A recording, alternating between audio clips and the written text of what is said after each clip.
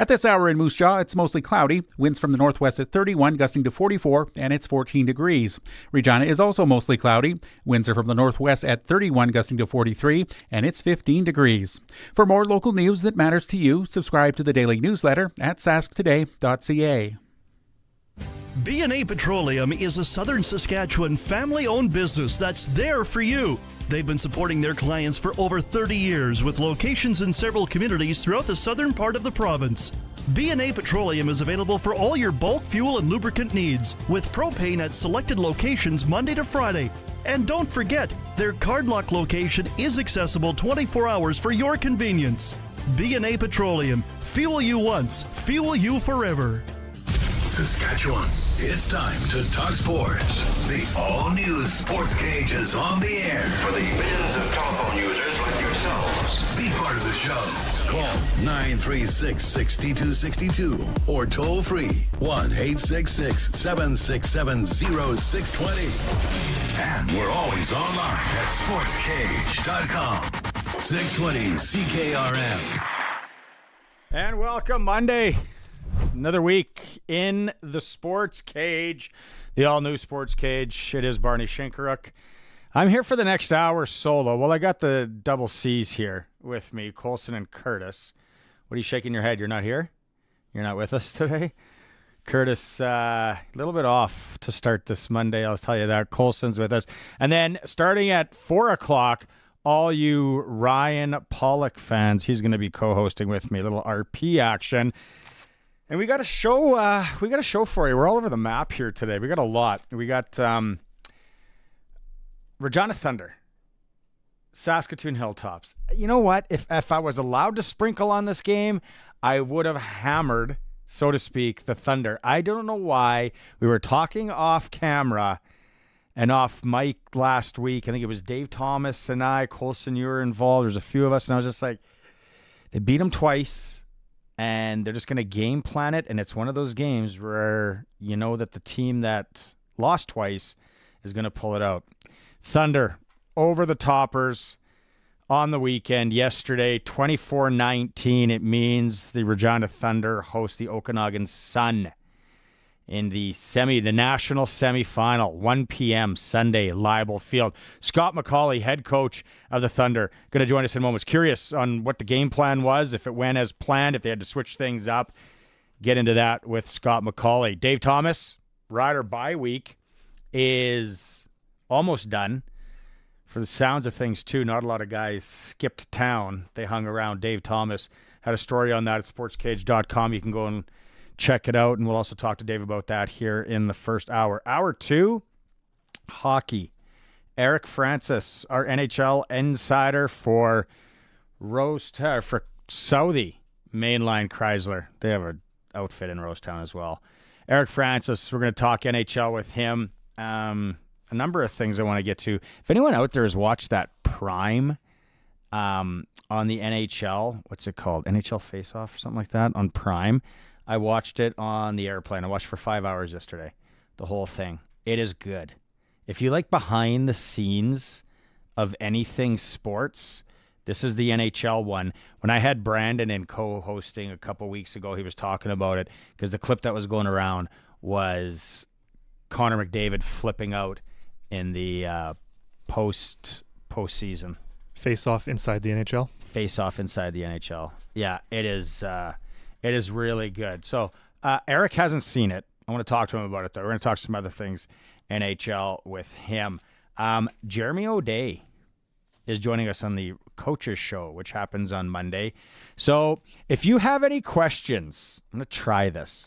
For Jeremy O'Day, Capital Ford Lincoln text line, 936-6262. Saskatchewan's number one Ford retailer, Capital Ford Lincoln. If they're radio worthy, we will ask J.O. your questions, so fire those in. We have in hour 3, Darian Durant and some more hockey news. We'll run down. There's something big coming down in the SJHL here momentarily. The official release hasn't come down. Colson, you're going to keep an eye on that if we can. It's somewhat big news affecting the Yorkton Terriers in the SJHL.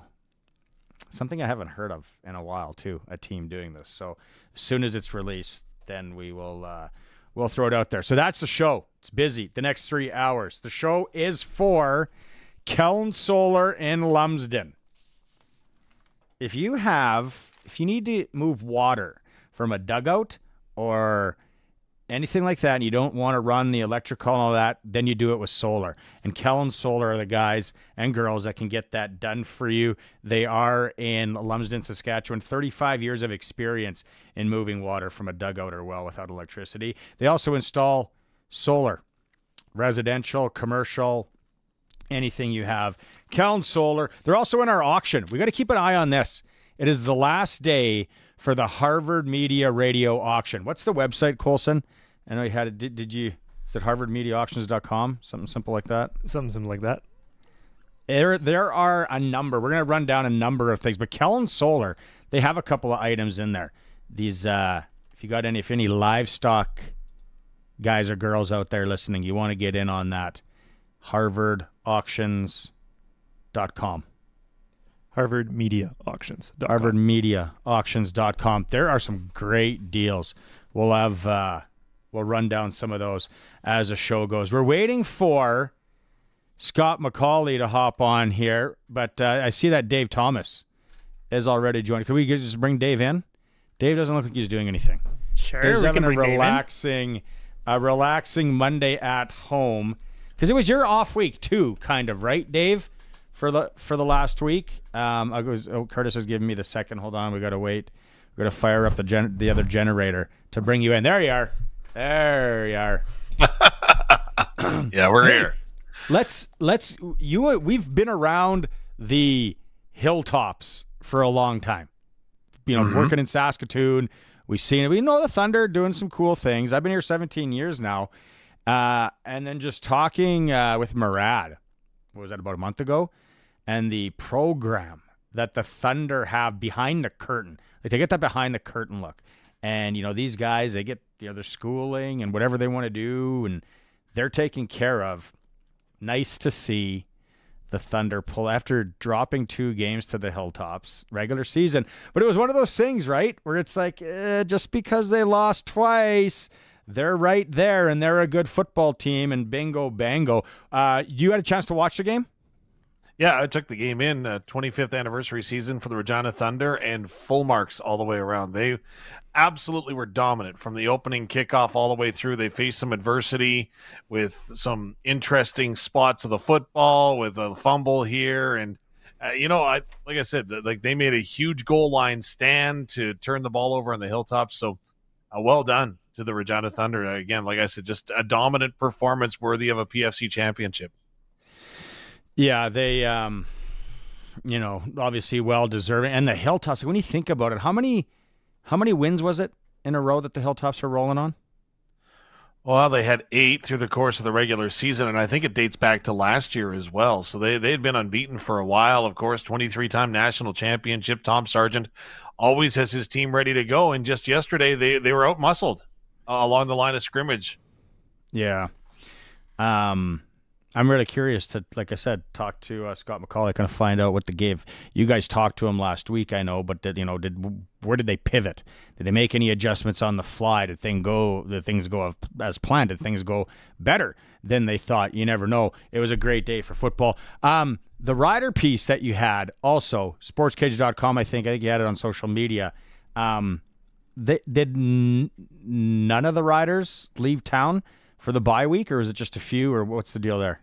I don't think many did, and if they did, they came back early because head coach Corey Mace kind of wanted the team to stay close, right? They've got a lot of momentum going in the season, so I know that the players were out around the province actually doing some great work in Saskatoon and Swift Current and Moose Jaw, just to name a few, but they are dialed in. They're dialed in, and they've got a real opportunity with a group that is very close-knit, and again, if they can keep this thing rolling, which is the plan going forward, right, then why would you go ahead and take a huge break when you don't have to?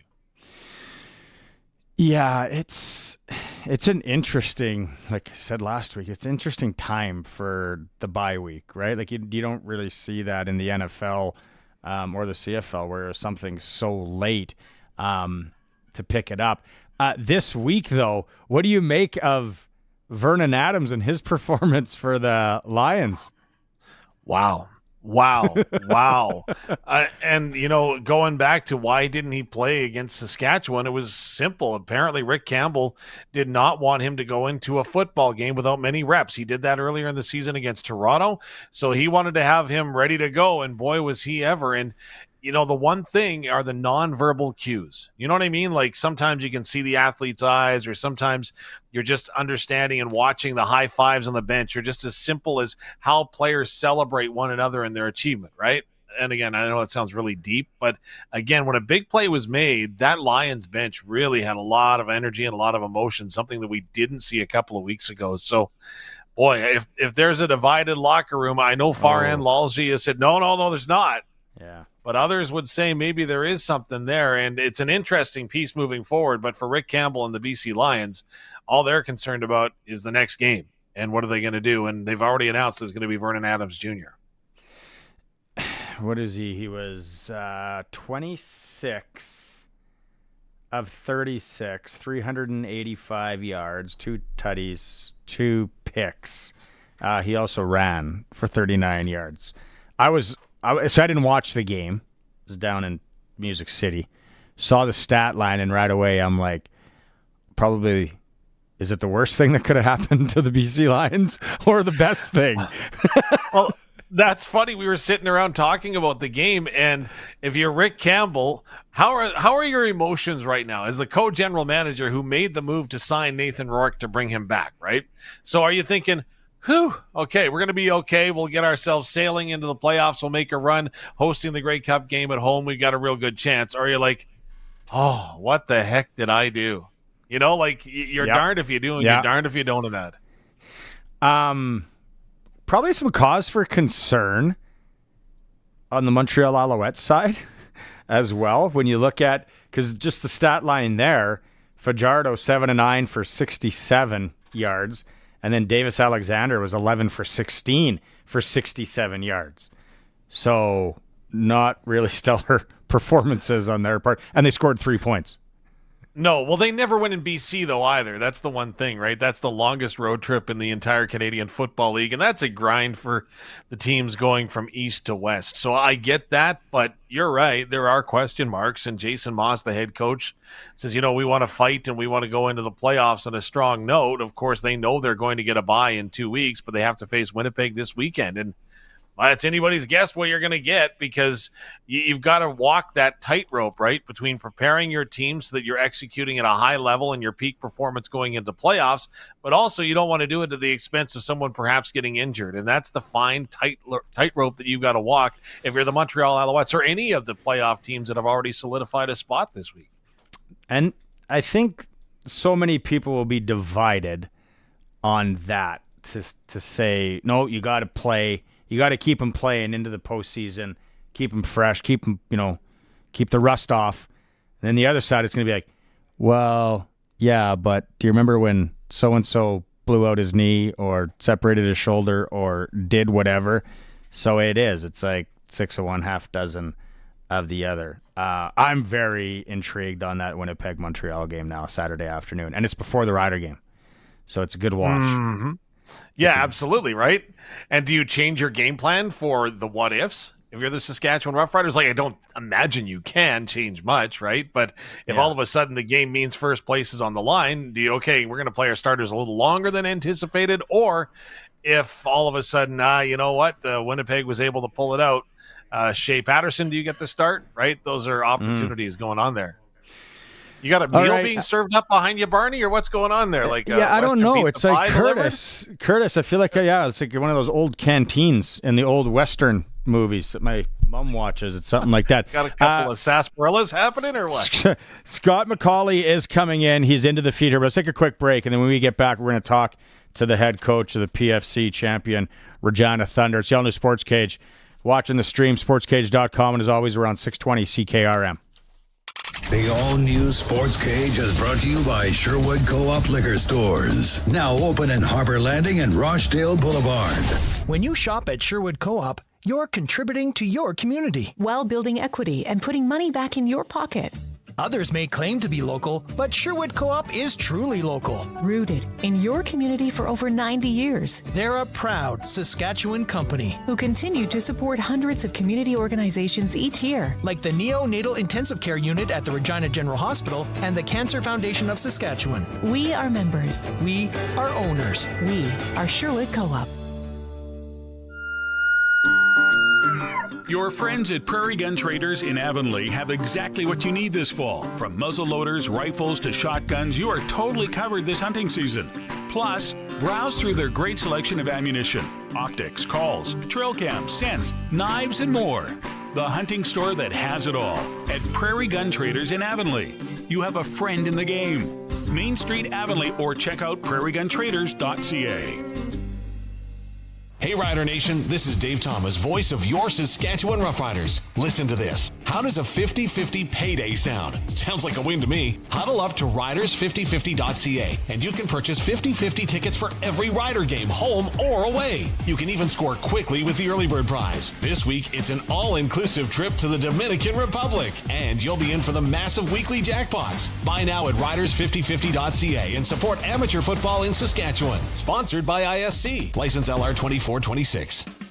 Bidding is now open for the timed online land auction for Burl Lettingham of Colgate, Saskatchewan. Register to bid at mecauctioncompany.com. Up for auction, 2/4 sections of productive farmland plus oil revenue in the arm of Lamont. Got land to sell? Call the Saskatchewan Land Auctioneers today. Bidding closes on the Lettingham land this Tuesday, October 22nd at 10 a.m. That's the Burl Lettingham timed online land auction. Bidding closes October 22nd at 10 a.m. I hate when my power's out. It doesn't matter if it's a storm, accident, or planned outage. Losing power is frustrating.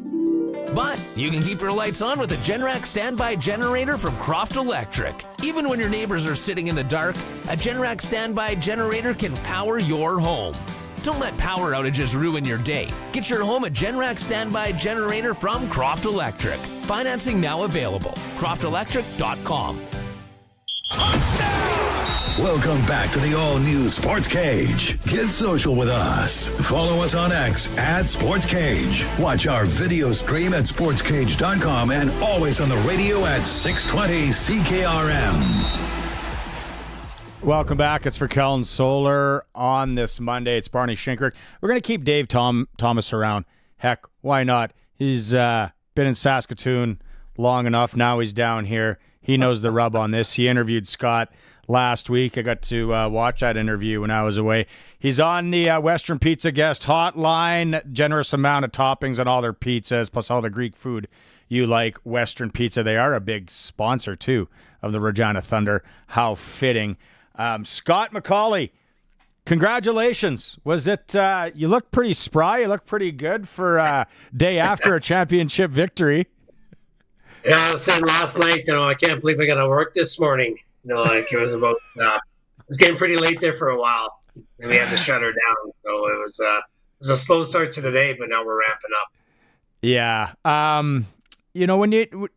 Can you put it in perspective yet? What you guys did. Obviously, you talked to Dave and Maz last week. You're right there. It's not like David versus Goliath. You were right there. But, how do you put it into words? Who do you, is it the coaching staff or the kids or, who does this one hang on? I think it definitely hangs on the players. I felt or we felt that, the last 2 times we played the Hilltops, we should have gave a better showing. We kind of mentally beat ourselves as the game sort of progressed.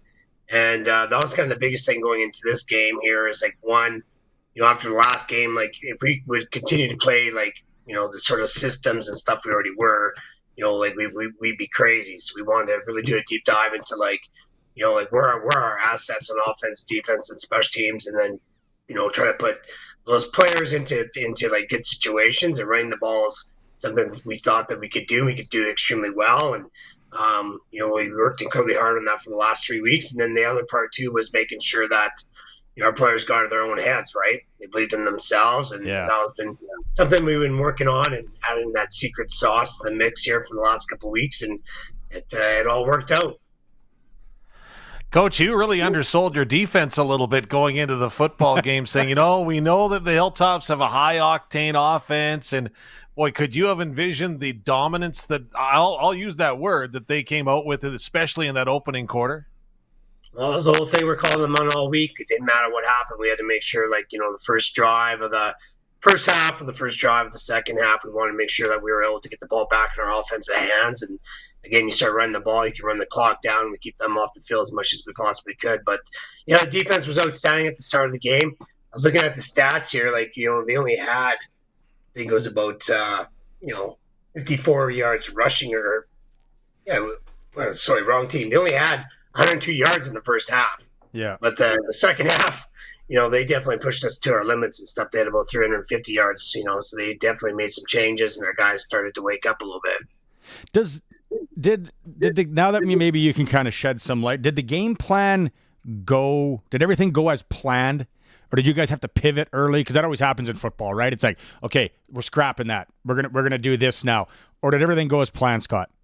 Everything went as planned, to be honest. The only thing, we made it way harder on ourselves than we needed to. We had some missed field goals. It definitely would have helped. We also had an interception, but then the very next play we fumbled right back to the Hilltops. I mean, those things are going to happen, and the team that's starting to ride those waves with ups and downs is going to be the one that succeeds. But I couldn't believe it. I'm like, okay, we got an interception, easily kick a field goal at minimum, or score a touchdown. Next, we fumble it. Definitely don't like making things easier on ourselves. Coach, back on Friday, if I said to you, you know what, you're only going to get 10 passing yards in the second half, what would you have thought about that? I would never even remotely thought that we'd be that way at all, but that was part of the game plan, and, we were going to run to be able to throw the ball, but that time, too, we wanted to keep on trying to, run the clock down, things like that. But, 10 yards, I'd say you're an insane person right there, and there's no way that in that Canadian game you're only going to throw for 10 yards. And the fact that you actually said that, I haven't really deep dived into the stats yet, but I just know we didn't throw very much. It's like you would think that it was a blizzard and it was 80K winds. If that was, which happens in Saskatchewan, so it wouldn't be that, but it was, the weather was far from that. The kind of two-headed monster in the backfield that you guys have. It's funny because it's something that, Dave, we talk about, that people message in all the time about the Riders. It's like, why do they just run both of them? And a little bit different because you got ratios and all that. But for you, Scott, to have two running backs that can get the job done like that, wow, talk about bonus country. Yeah, no, it's outstanding. It allows us to kind of spell each other off or play off each of their sort of key, features that makes them so good. But there's actually a third person that's been in the mix, and that's been the fullback, and that's been a blessing. I don't know the last time we really played with the fullback, but we got a guy that likes to hit guys and drive them into the ground, and he's the guy that's sort of leading those two guys quite a bit. But having Sadiq and also Leichert is huge, and it there's in some ways they're similar backs, but in other ways they're not. Leichert's more your north-south kind of power back, and Sadiq, I guess, you could be more your scat back, but the thing is he's not. He's trying to run people over, Who's the fullback? Let's give a shout out. Who's that? His name is Connor Allen. He came to us as a linebacker out of Martin, and then we quickly realized, after about a year's time, that he might be a better fullback. And he went over there, and he's been outstanding, and it makes me look good. I kind of made the right decision there. So I appreciate that by him. But he's phenomenal. He's almost like a 6 offensive lineman out there, and he's a gritty dude. That's all I know. Well, he's got good genetics. His mom's from Weyburn, so there you go. But in saying all of that, the run of the game, I thought, was actually by a linebacker on that fake punt. I've never seen a linebacker run that fast, scared for his life, wanting to make sure he got it. Gutsy call, but I thought it definitely flipped momentum into your favor. Yeah, we felt like at that kind of point that we need a little bit more of a spark. We're starting to flutter a little bit, and Stephen Anson's like, hey, you got something in your pocket for a fake? I'm like, yep. And I just called it right there and then, and we're off to the races and got that first down, so it was huge. So it's funny. I love telling my Okanagan coming to play the Hilltops at one time at Gordie Howe Bowl back before they had turf, and they scraped all the all the grass off the field. I was covering it for Global, and all these kids from Okanagan show up, and it's like we're playing on a parking lot. We're basically playing on a parking lot. It's not going to be like that at Leibel Field. I'm not sure in the forecast what it looks like for Sunday, but I'm sure it won't be that bad. How does the week go for you now, Scott, and your coaching staff? Like, are you trying to rifle tape? Do you already have tape on these guys? Have you started to kind of pre-plan?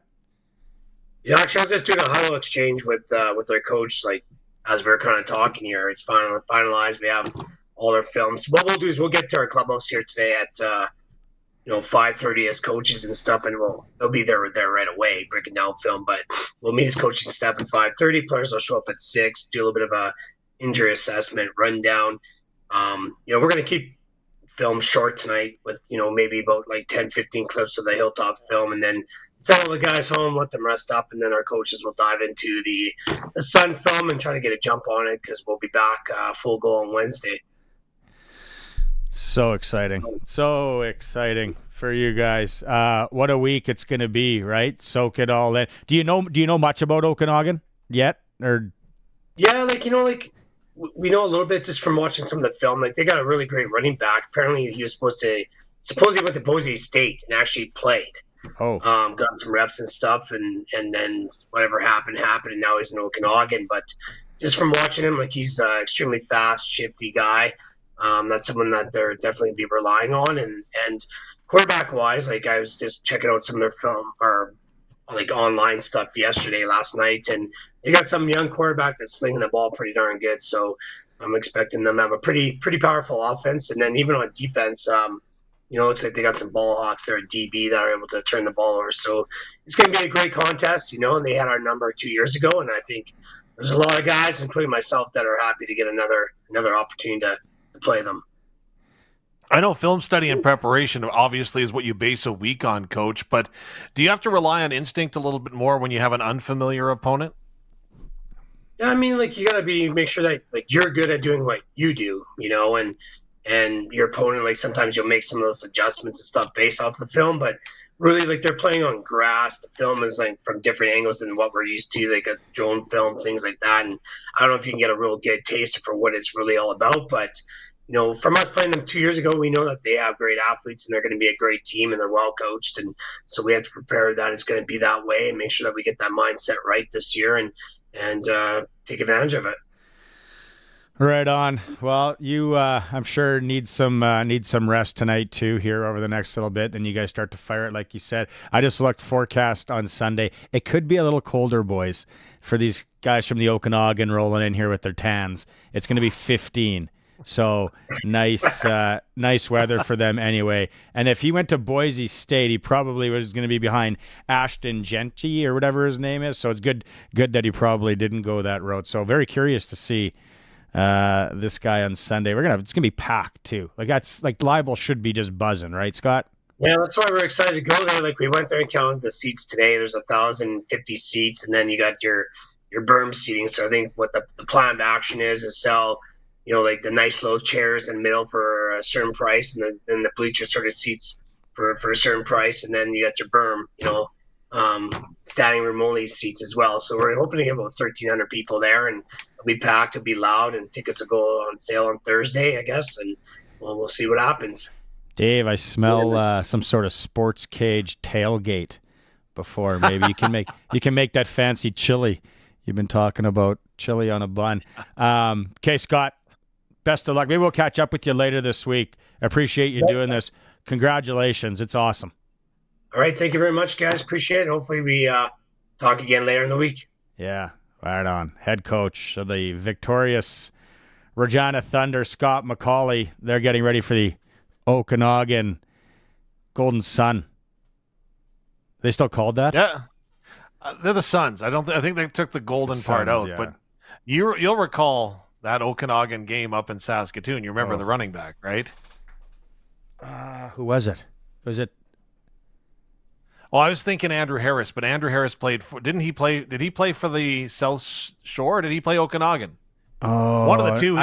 He came in and he ran for like 275 against the Hilltops that afternoon. That he played them in the game. Well, I think it was Okanagan.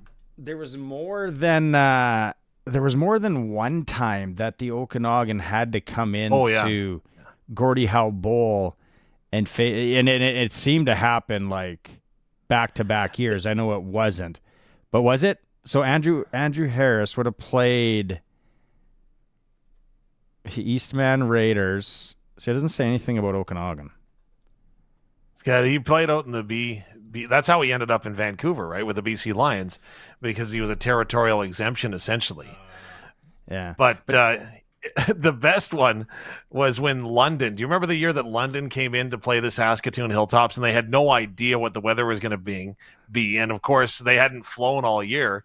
So they fly in, and they didn't pack any winter gear. So they took all of those, the really gross, covers that are on beds, not the blankets, but the actual comforters.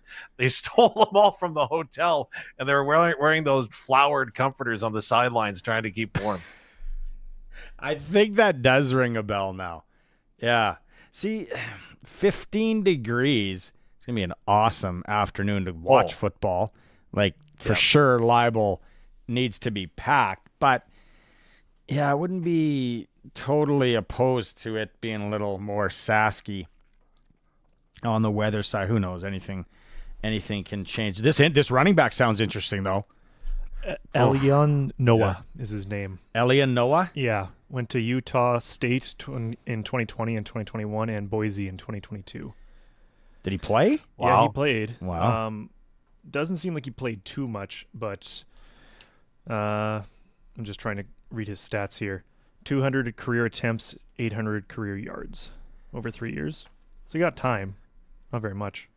But yeah, it'll be very interesting all the way around. There's no doubt about it. 1 o'clock kickoff Sunday, Leibel Field in Regina.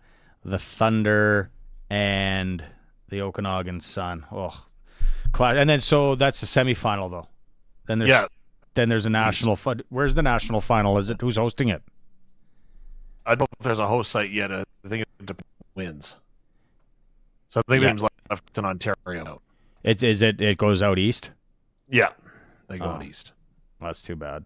That would have been fantastic to see that around these parts. That's too bad. Barney's just completely not up for a roadie. Hey, if it's not south, you're not going. Well, depends. Even to get into Leibel for me from the north there with that train, sometimes it's an absolute battle. Hey, let's get back into the Rider talk here. Let's take a quick break, and then you'll hang on for one more segment. Dave, it's the all-new Sportscage on the home of football in Saskatchewan, 620 CKRM. The government just asked us to save the world. They'll do it. They've made a few requests, so they want you to bring back floppy disks, pet rocks, and they all want Glassers TV, your SaskTel authorized dealer. Well, that last one we can do. You don't want to miss a thing. That's why at Glassers TV, your SaskTel authorized dealer, they have so much to offer, like SaskTel wireless internet.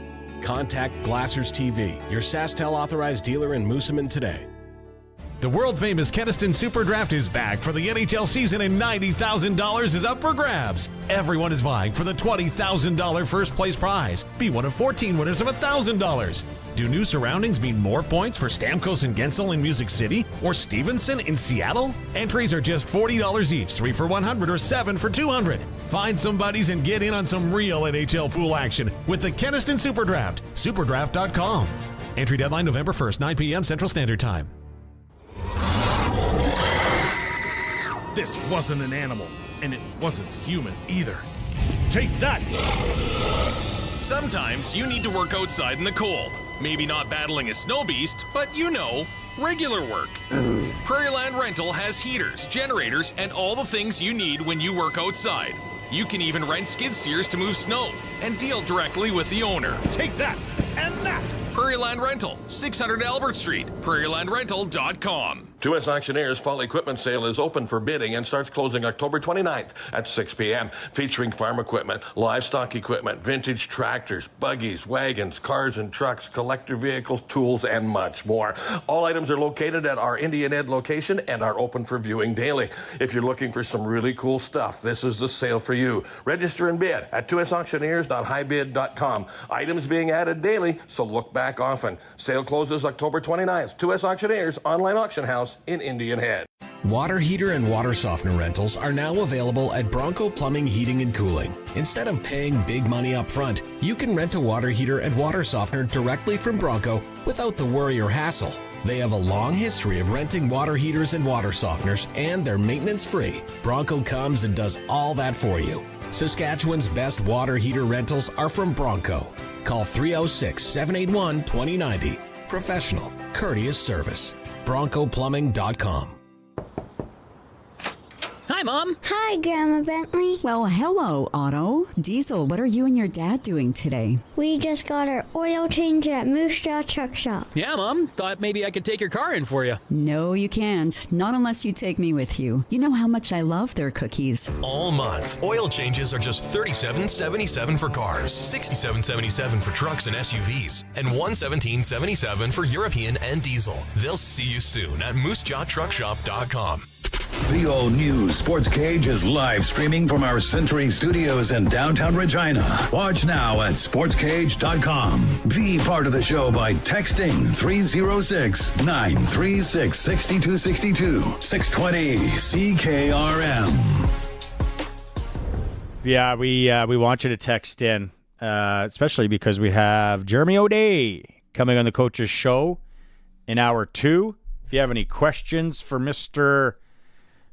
O'Day, you can let us know on that, and if they're radio worthy, right? If you're going to be an absolute pigeon, true, and send in stuff that you would write on from a burner account, we're definitely not reading it. So, I'm curious. I hope I know he's super guarded, right? And he has to be, and they got to worry about what you say. And all that. I really want to delve into. Like, how hard was it to find offensive linemen this year? Yeah. And, the other thing is that really, is there anything that he's done this season that hasn't worked out, right? You find 13 offensive linemen, but then what about quarterback Trevor Harris? Like, I would put money down that he's the best quarterback in the Canadian Football League right now. I would put that. It was a gamble, right? I would put some money down with you on that. Barry's texting in. I don't think this is for J.O. It's just a question. Can you tell me if Trevor Harris is signed through next year, or is he a free agent at the end of this season? He's got one more, doesn't he? I thought his deal was done at the end of the year. I could be wrong, though. So that might be a question for Jeremy O'Day. A good question for Jeremy O'Day. Well, isn't there's like some sort of, at the end of the season, they're all free agents if they want to go to the NFL? Not that Harris is going to go to the NFL, but maybe the New York Jets could use him at this point. Talk about finger pointing. And hey, if you're a Jets fan out there, sorry, but I don't know, like Cowboy fan versus Jet fan, who's more depressed these days? Like Vernon Adams. Who did they? Devontae Adams. Devontae Adams. Yeah. I watched this meme on social media yesterday. It was so funny. It was like, here's the highlights of Devontae Adams with the New York Jets, and it's basically him with powerful music running out of the tunnel and then making a tackle on an interception, and then the end. It was well done. I saw something posted about, he's had a pretty good week. Got beat by the Steelers, got traded, got beat by the Steelers. Yeah, what's going on with now Russell Wilson, right? Like he's serviceable.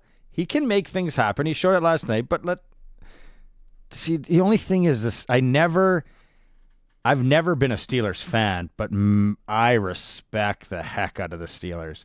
And what Tomlin's done as a coach for however long, like how can you not respect him? So is Russell Wilson gets some new life with the Pittsburgh Steelers now? Did you see him post-game, him being head coach Mike Tomlin? He was asked about, did you think that Russell Wilson was going to be this good? And he looks right at the guy and he goes, I get compensated well. And that was it. And I'm like, that's awesome because, you know what? You're paid the money to make the decisions, and he made a right one there. I am, very curious on where it goes. I don't think the Jets I haven't looked at their schedule here. Let's pull it up here quick, because I don't think that things get a lot easier for Jet fans. Well, yeah, you do play the Patriots, so okay, that's a victory. I'll concede that one. Good on you, Jet fans. Should be. It's in New England though. They're coming back from London, and they looked awful. Like that New England Jacksonville game, that should be punishment for somebody to have a no. I got up and watched it for a bit in the morning, and I was like, "This is awful. Like this is an awful." And there's Wembley Stadium's going bonkers, and everyone's just loving it over there. It's like these poor Brits, they don't deserve this. Two bad football teams going at it here. Then they have the Texans on Halloween night, Thursday, October 31st. Then they are at the Cards. It's a tough win in the desert. Kyler Murray doing weird things. Then the Colts come to the Jets, so that could be a victory. Then the Seahawks are at the Jets. Then the Jets at the Dolphins. So maybe it's not as difficult for the next few games. Then they have the Jags. Then the Rams come to them. Then they're at the Bills. Then they're at the Dolphins. Actually, they can go on a run here. So Jet fans, keep your head, keep your chin up, heads up, just a little bit, just a little. But yeah, like I just now I don't know what to think about Pittsburgh. Like I'm curious to talk to Arash Madani tomorrow and be like, what's going on in the league? Well, as a Cowboys fan over here, nothing good. I didn't know that you're a Cowboys fan. I know Sharky is. Yeah. Oh, yeah. Luke and I, we hang in despair as well because Luke's right up there with me. So, yeah, and you guys. It's been a long couple of weeks. You got to go to San Francisco, which I have no idea what to think about San Francisco. While we're on the NFL topic, I don't know if I have it here. Oh, I didn't save it. There was like some crazy stat on Patrick Mahomes yesterday, like how awful his numbers were, and they're 6-0. Still gets the win. I know, it was incredible, and it's just like wow, like you can't coach confidence, right? Yeah, that you got mojo, right? If you got mojo, it's like when you're golfing. Not that I have it that often when I'm golfing, but you just know when guys are in the zone. And they're stepping up and they're hitting it everywhere and they're just making it happen. So that was I took the Niners too. I thought they were due. Bad bet by old Barry over here. Hamilton, Ottawa, Toronto, Edmonton, Winnipeg, Montreal, Calgary, Saskatchewan this week in the CFL. We talked about it a little bit earlier. I'd love to know what Montreal is thinking. Like, I don't say panic button, but I'd say concerned button for sure. Again, they haven't played all their starters, but they haven't rested everyone either. So I don't know. I really think that Montreal has to go ahead and play a solid, at least opening half before resting guys this weekend. But again, it's the whole rest versus rust, right? Like, what is the argument? And there's people paid way more than me to make that decision because I don't know exactly what the answer is. This Toronto-Edmonton game, because Toronto's probably going to be sitting guys, and Edmonton is in the Who Cares Cup. I'm curious to see how many people are at the stadium for this game. Well, Edmonton's an interesting read, right? Like, again, they need to show some signs because all indications are there's going to be a president named soon in Edmonton, and the president is going to oversee everything, including, of course, the football operations. And so what are you going to do? And you never get a chance to make you never get a second chance to make a first impression, but a lasting impression sometimes can be just as valuable as your first, right? Yeah, I've totally been killed on that motto in my life before. The whole second chance to make a first impression. It's like, no, I really can't. There's no turning back now. What is this? We got Travis from Regina. He's in the know here. PFC hosts the national championship next year. So next year, yes. Yeah. next year. And this year it will actually be played in either London or Windsor, because the London Beefeaters are taking on the St. Clair Saints in the OFC Championship game coming up this Saturday. Is the London the team that came to Saskatoon and bought blankets? Yeah. The London Beefeaters, you bet. Or Afghans. Or blankets. Or comforters. Yeah, that was so funny. That was so, like, there was, and people don't get it, but you get it here from Sasky. Just when the Hilltops would make any sort of semifinal or final, and these teams had to come to Gordie Howe Bowl, and usually now, like, let's be honest, the weather has changed. If you ask me, like, I could be golfing today. Back 15 years ago, I don't think I'd be golfing late October with this nice weather. But it used to be always cold and ugly. And if you've ever pictured Gordie Howe Bowl, you never knew if there was going to be grass on the field, if it was going to be mud, pockets of grass and mud. And then these teams would roll in, like Dave said in the last segment, so unprepared. Footwear to everything. Well, don't forget, all high school football was played on that, right? So there'd be 6 games a week prior to that. Then they would scrape the field, roll the field to try to get some of the turf marks out, and then hope for the best. It was. But whoever made the grass in that facility every spring, because it was always sensational come summer. So whoever resaw it or whatever they did, they need a medal, because that was great grass at the start of the year. It was really good until the end of September. Yep. It was dynamite. Sure. And then, then it was kind of weather dependent, right? Like, there's nothing you can do. What do you leave the snow on the field? No, you got to get the snow off. Maybe there would have been more of a effective way to get the snow off than taking off all the grass as well. But then, hey, what do you do? Like, it's what they needed there. You know what they needed? Like Green Bay. And I know they would blow the budget and they wouldn't have enough money. They just needed a heated field. And you just throw the heaters on and then let the snow melt or whatever. But I don't think there's I don't think there's any fields in the CFL that are heated. I thought I heard that once before. So when it gets cold, you are like, most NFL fields are heated. Yeah, you know what? BMO Field in Toronto might be, because the Toronto FC can play games like really late, right? But that would be the only one. But the fun fact for you, formerly Gordie Howe Bowl, of course, Saskatoon Minor Football Field now. Did you know that is the largest piece of turf in North America? They have got more turf on that field, again, square footage wise, because they went ahead and they built out the sidelines and the end zones to allow for more flag football. So it is the largest turfed field in North America. Really? There you go. Yeah. What was the price tag on that? I didn't pay for it. I'm just telling you about it. Well, I thought you got those little tidbits. You never know what else you got up your sleeve, Dave. Well, I can tell you that when they laid the field, I know that there's some autographs underneath it. Ooh. Yours? Yeah, Les Lazarus? Not mine. No. But they had, not the two of us don't have the physique to roll out that stuff, man. But they had some former players and volunteers go ahead, and I know that they signed underneath the turf in some spots. Oh, what a good story. Informational program here.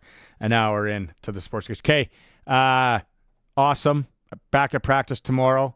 We'll catch up with you then. I'm sure we'll get some good audio and all that. And you got 2 Monday Nighters to watch tonight. I know. One won't be worth it. Which one? You know the one. Baltimore, Tampa Bay?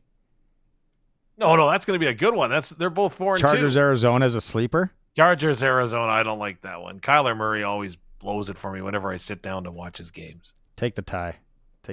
All right. Let's go. Talk to you tomorrow, Luke. Or Luke. Dave. Jeez. All over the map. No, I got Luke on this paper here. That's why. Okay. I'm going back. Going back for break time. Talk to Dave tomorrow. It's the all-new Sportscage. If you're watching the stream, sportscage.com. And as always, we're on 620 CKRM. This November, from the 25th to the 30th, the excitement is back. Agribition returns for the 53rd year, packed with more adrenaline than ever before. 1 night of freestyle bullfighting, 4 nights of professional rodeo, and 6 days of an extensive agri-trade show. Something for everyone. The evening cabarets aren't going anywhere. The famous Party on the Dirt will be on Friday, November 29th and Saturday, November 30th. But make sure you get your tickets because this is a sellout event. Tickets on sale at agribition.com/tickets. Time to score big. It is the Harvard Media Fall Auction ending tonight. 7 p.m. tonight, we're going to start closing up auction items. And this is where you can swoop in at the very last moment. Right before these auctions are about to close, you swoop in with a last-minute bid and score some sweet deals.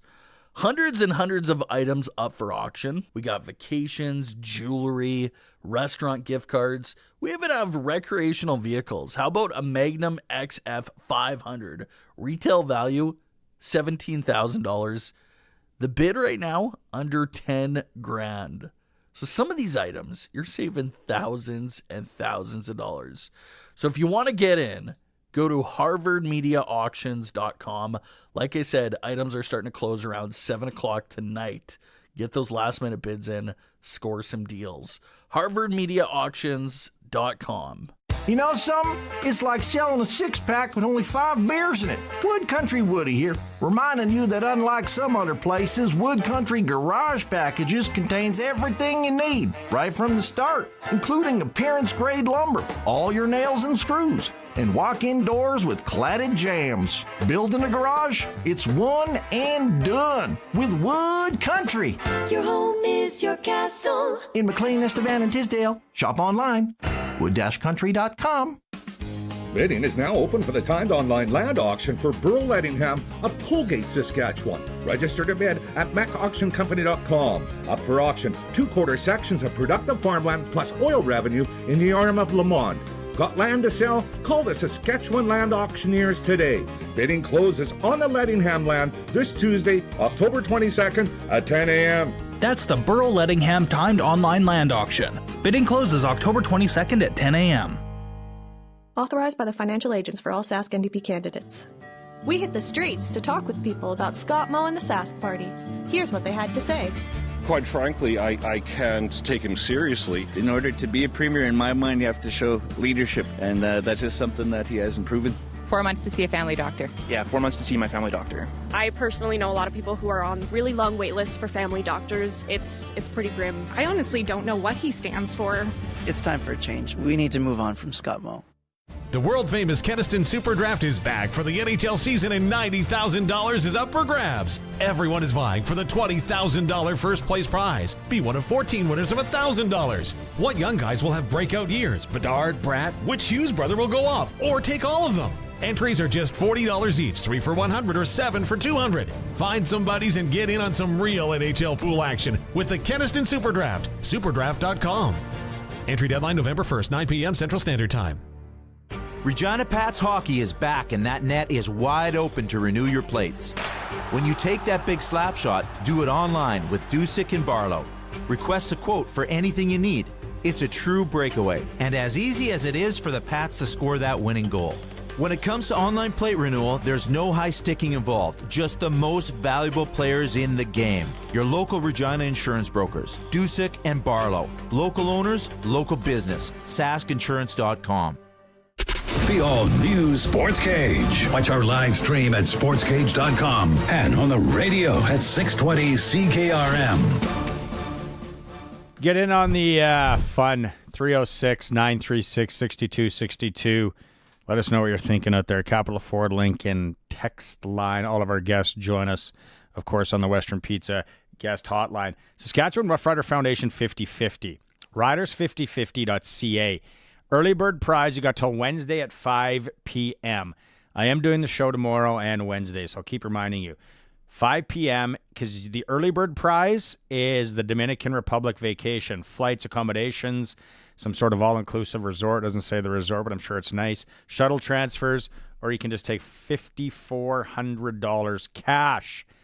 And you want to get the 50/50 for the game this weekend anyway, so you might as well get in on the early bird. Riders5050.ca. Also, here, watch the Capital Ford Lincoln text line start buzzing now. We are playing SaskTel picked the score.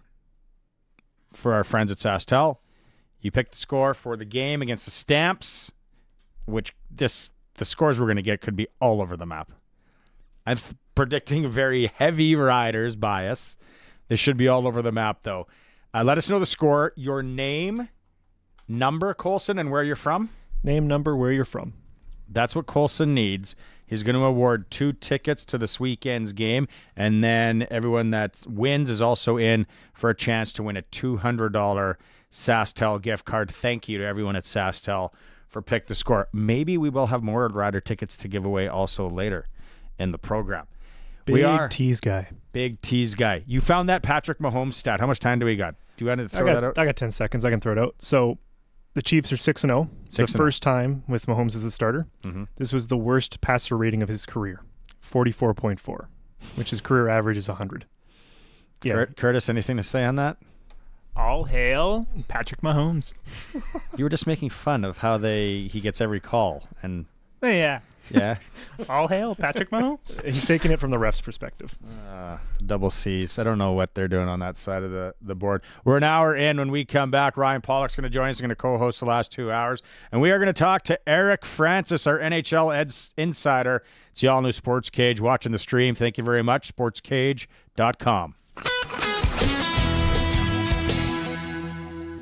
It's 4 o'clock. Good afternoon. It's mostly cloudy and it's 13 degrees in Regina. I'm Corey Atkinson from the Harvard Media News Center with 620 CKRM News for Sherwood Co-op. Proud supporter of our community with over 500 donations to local charities and nonprofits annually, and by Mercedes-Benz Regina for those who can. Mercedes-Benz-Regina.ca. The final day of voting in SaskVotes 2024 is 1 week from today. In this election, Election Saskatchewan is introducing Voting Week. Chief Electoral Officer Dr. Michael Boda says instead of everyone voting on one day, there is advanced polling in your constituency at several locations. But for this election, we're moving away from just 1 day of voting to an entire week of voting. Check your voter information card in the mail, which details where and when Voting Week polling stations will be open. No polls will be open on Sunday, and the final day of voting is Monday, October 28th. More details at elections.sk.ca. For the latest coverage of SaskVotes 2024, including profiles of all the party leaders, go to 620ckrm.com or sasktoday.ca. Regina police are investigating an assault that occurred on Sunday in the 1100 block of Vertalic Street. Officers arrived at the scene at 12:30 p.m. to find an adult male who had been injured.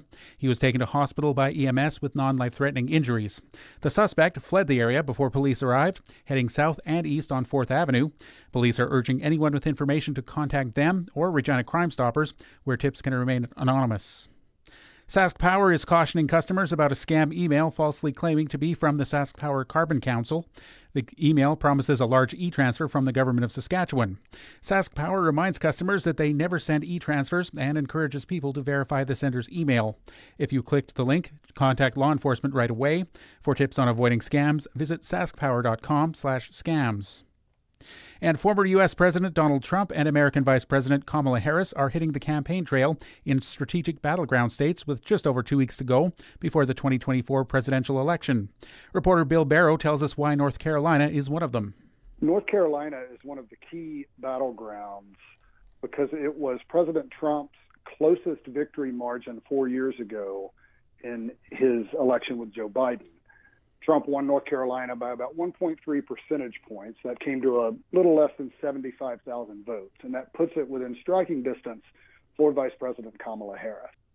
At a rally in the state, Trump said Harris and the Biden administration haven't done enough to help after Hurricane Helene. That's your 620 CKRM News. Read more stories from around your community and around the province at sasktoday.ca and 620ckrm.com. Your weather is next.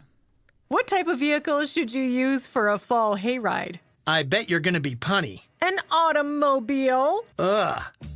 Whatever type of vehicle you drive, fuel up at Sherwood Co-op gas bars. As a member, fueling up means sharing in the equity. Buy a car wash or some snacks from the C-store. It's like putting money in the bank. You better believe it. Sherwood Co-op gas bars. We are members. We are owners. We are Sherwood Co-op. The luxury of Mercedes-Benz has never been more within reach with the fall demo event at Mercedes-Benz Regina. Save up to $32,000 on select models like the luxurious EQE 350. Get the premium performance and elegance Mercedes-Benz is known for, but with unmatched value when you choose certified pre-owned. Take advantage of the opportunity to experience the Mercedes-Benz you've always dreamed of, without compromise.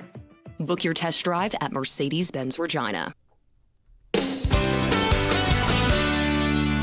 And now it's time for your 620 CKRM Precision Weather Forecast for Line X Regina. Serious protection, killer looks, 1865 McCarra Street, and brought to you by Wolf Industries, your truck repair specialist in Grenfell, servicing all sizes of trucks, SGI accredited. Tonight, cloudy with some showers developing, and it may mix with some snow late, and a low of +2. Tomorrow, lingering morning rain showers, possibly mixed with snow, and then after that, mostly cloudy and staying chilly with a high of +4. On Wednesday, mostly sunny skies and a high of 11.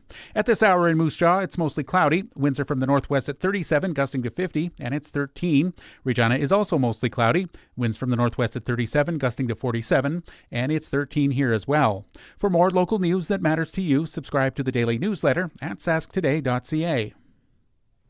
When you want the best for your truck, you want Line-X. Your truck has withstood the harshest elements Saskatchewan has thrown at it. Rocks, gravel, rain, sleet, and snow, and left with no chips, no rust. Line-X protective coating keeps your truck's bed liners, rocker panels, and bumpers looking like brand new. Don't settle for Brand X. Go with Line-X. It's serious protection. Come see why everybody loves taking their truck to Line-X Regina for their rocker panels, bumpers, and more. Line-X. Make your truck complete. 1865 McCarra Street.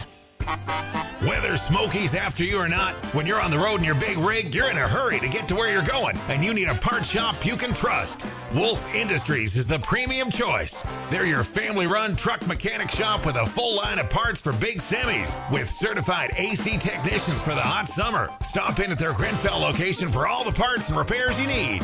They're SGI accredited for safety inspections and have 24-hour emergency call-out. Wolf Industries, the best for your truck. 10-4. Broadcasting from Century Studios in downtown Regina, Harvard Media presents the all-new Sportscage, where Saskatchewan comes to talk local sports. Brought to you by Kellen Solar. 35 years of experience moving water from a dugout or well without electricity. Visit KELLNsolar.com to find out more for your livestock operation. Be a part of the show. Call 1-866-767-0620 or text 306-936-6262. The all-new Sportscage. Streaming at sportscage.com and on the radio at 620 CKRM. Hour 2 of the thrilling program here on this Monday for Kellen Solar. Riveting. Riveting? Is that your new word of the week? Yeah. It was thrilling the last two. Now we're going riveting. Okay, riveting program. Ryan Pollock joining me for the next 2 hours here. It's been a few. You've been busy, though, shutting down a golf course, right? Yeah, work's got in the way for sure, but I'm coming in with the mojo here, ready to go, bringing the heat. Keniston Super Draft. We're going to be talking about this for the next couple of weeks. Is coming up. The entry deadline is November 1st. Now, this is the draft where you want to load up. You want to get a few buddies or your splurge club or whatever you people do out there nowadays, and you want to get in on this because you got a chance to win $20,000 large. That is first prize. I'm showing it. If you're watching the stream, I'm showing up the sheet right now. We're going to be filling this out as we go along. So the super bonus, you can get 7 drafts. So if you go in with some buddies and say, hey, let's just do 7, it's $200 for all 7. For 7, that's a steal. Drafts. But then, so you got the boxes to pick off, guys, and then this little add-in thing at the bottom. So I like to, the week right before, maybe a few days before, I look at, okay, the write-in guys are key. Take who's hot, for sure. Yeah, or the guy that no one thought about that's been playing over in Belarus for the last 3 years. No one's heard of him, and he's getting a bunch of points. That's what is the thing. So anyways, Keniston Super Draft. We're waiting for Eric Francis here. Is he on or is he frozen? There he is. Okay. He just looks stoic. like stoic. Yeah. Let's go. It's time to talk hockey on the all-new Sports Cage with NHL analyst Eric Francis. Brought to you by South 8 Mainline, the Mainline Automotive Group's newest king of trucks. South 8 Mainline, just 30 minutes north of Regina.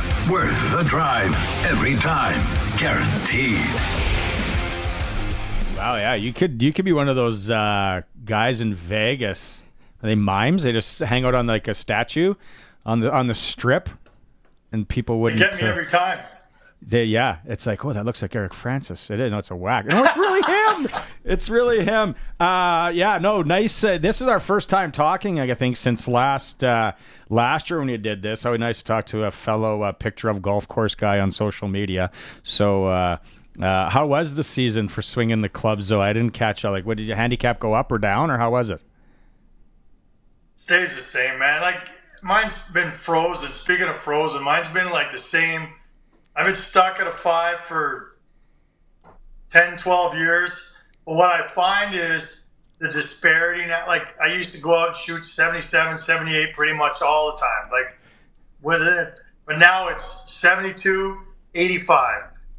I had a 68 this year, and I think the next round I was 85. Like, it's schizophrenic. It's all over the place, But I still love it, and I still keep coming back. And I clean the clubs up because we're done. It's snowing in Calgary right now. Right, it was 18 degrees yesterday. Now it's snowing, so we're officially done for the year. And I could say it was a fun year. How about you?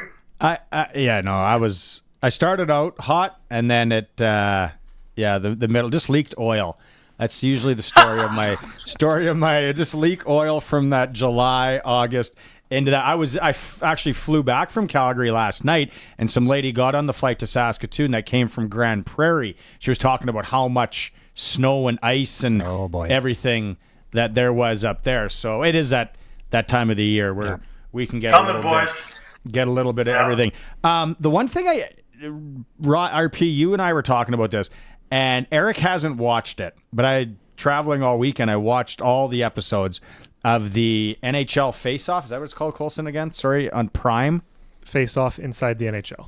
It is amazing. You haven't watched it, Eric, but I think it's just, RP, to you maybe, like it just gives you that behind-the-scenes look that we always wanted that as kids, right? Yeah, no, 100%. It is that look behind the curtain, get to see some of these guys' personalities. For me, selfishly, I like to even just see the setup that they have. I love to see their locker room spaces, gyms, all that. Their vehicles. What are they driving? Yeah, all those details that go into it, I think, are fantastic. And we've seen that across multiple sports now. That started, it feels like, with golf, and then it moved into the quarterbacks and receivers Indy program was big. and all that. Indy as well. Yeah. And now we get this peek behind the curtain, the F1, exactly. Yeah. And then we see with the NHL now. So awesome series. Eric, you gotta sit down and watch it when you have some time. Well, it's funny, when I was covering Edmonton, Dallas at the end of last season in the Western Final, their crew was everywhere. Like, they were doing Dallas, so you would have seen, I'm assuming, scenes of the Dallas guys. So I am going to watch it. I do wonder if there's a bit of fatigue, right? Like, during the pandemic, I think the whole world watched the F1 one. That kick-started the tennis, then the golf, then all these other ones you're talking about. And I just wondered if it's almost too late. Like, the NHL, typically, it's just a little late behind a lot of the other sports. But if you're telling me it's worth watching, I'm going to watch. I plan on watching it anyway. But tell me what stood out, because, like, I just want to know if it's just a straight formula from F1 to the NHL. It's just stuff you never see. Come to think of it now, I remember watching the Edmonton Dallas one, and I was like, look at that. That looks like a statue of Eric Francis in the corner. So it probably was you. No, the thing. So the Hughes, he's pretty boring. Yep. Like, I bet you they kind of that was a tough edit for them to make that seem interesting. Nothing against him. It's just how he is. He's not super. The Jacob Trouba's kind of like the one thing is, a lot of them are dads of young kids, and it is, I forget who it was. One of them talks about, like, my daily routine now is not sleep until whenever. Was that Forsberg? Yeah. Going to the rink. He was going to the rink for a morning meeting and had his baby with him.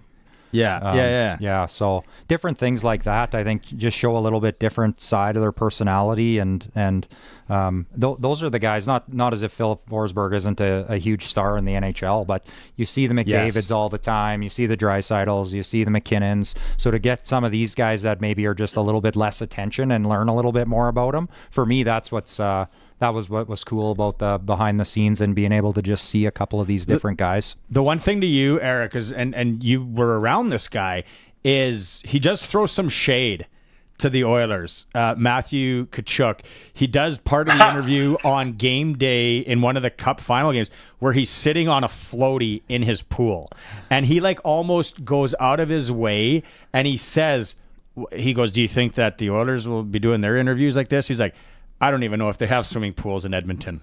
And it was like, oh, what a jerk. But just those little jabs, and they show him driving his golf cart around South Florida. He just talks about how awesome it would be. Awesome. There's no doubt about it. But you kind of get a look maybe behind the scenes as him as a person. Is he like that? Like, I don't know. You covered him for years. Oh my God, he's 100% like that. Like, you know how he's so good on the ice at poking the bear on the ice? He's good at it off the ice. Like, I saw it, I heard it, I wrote it a million times. He knew what he was doing. Look, this guy and his brother, they learned from the master, right? They learned from their dad. They watched at his foot, literally from the day they were born, how to poke the bear, how to be an entertainer, how to be a great player, how to be a pro. I guarantee he said in that video what he said a million times, which is, our dad taught us two things. One is, oh God, like now I can't forget. I think the first is just, work hard. Second is be a good teammate. Always be a good teammate. That's the most important thing. And those guys took care of their trainers better than anyone in the league because their dad taught them. Anyway, it's a master class in how to be a pro in the National Hockey League, but also how to be marketable. Those guys, there's a reason why those guys have more commercials than any other family in the league, is because they're marketable, they're personable, they're entertainers. They get it. It's not just about goals and assists. It's about how you go about your business, and that show's good at showing that.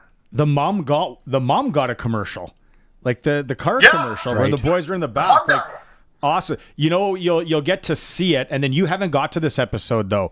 You see some absolute raw emotion from Keith Tkachuk when they win the cup. Like, it is, it's pretty cool to see, and you really get it. They show him at his house before, but anyway, we can move on from that. It's an unreal. We'll have to catch up. You're going to watch a few episodes, and then we'll catch up back. The other thing I was thinking about when I was coming home yesterday, and I was like, I'm going to ask Eric. Eric, in your mind, what is the worst contract in the NHL? I don't even think it's close. Like, I'm wondering if you're asking that right now because Stamkos is off to such a bad start. Like, I don't know if that's okay, good. But, give him time. It's 5 games. Like, everybody calm down. But and look, this guy's off to a good start, but Jonathan Huberdeau is like it. And I hate to say it because I think he's such a good guy, a classy guy. I think he's starting to turn it around this year. We'll wait and see. But $10.5 million to score 53 points, that's by far the worst in the league. Like, you tell me if there's one that sticks out to you as being as bad. And the irony of that is I think that the Flames also have the best contract in the NHL, but we'll get to that in a sec. Tell me who you think even comes close to Huberdeau. Darnell Nurse. Yeah, the thing, I was going to say Darnell Nurse as well, and the thing just with Nurse is I don't know if as an individual it's necessarily like the worst, but it just hamstrings the Oilers because they're going to be in cap difficulties that they could really use that space, right? And maybe on another team that needs a number one guy or what have you, maybe you could make that argument. But the superstars are up, and they're going to have to pay a hefty dollar to keep the party going around there. I think that's a great point. Like, the reason why it's so tough is because of the opportunity cost, right? Like in Calgary, They have $18 million in cap space this year. You know, the Huberdeau thing doesn't hamstring them from signing it, you know, if they felt like they needed a crucial piece. I think Nurse takes an unfair amount of criticism. Look, everybody in pro sports is pegged to their salary. That's just the reality of it. I always cite Dion Phaneuf when he was in Calgary his first 3 years, walked on water, got 20 goals. People thought he was the greatest defenseman ever to play in Calgary since Al McInnes. And then he signed that big money contract after year 3, and they booed him out of town and to the point where they traded him. Like, because he wasn't living up to the heightened expectations of your contract. So Nurse is, because of the money he's paid, they're expecting him to be better than Bouchard, which is not, you know, but I still think he contributes on a nightly basis to their team toughness, their leadership. He's a top 4 guy. You know, Huberdeau at $10.5 million, and again, I don't want to crap all over, but we're talking about the question. You know, for $10.5 million, he might have been their 8th best forward last year. And so he can't really help out in other ways, if you know what I mean. At least Nurse is contributing in some way. I know he's a bit of a defensive liability at times, but anyway, we're splitting hairs here. None of these things are things that people in Calgary, Edmonton really like to talk about. The challenge with players and their contracts is you don't need to be the best player in the league. You just need to be the best player that year in free agency, and you're going to get paid. Yeah. And then you carry that forward for the years to come.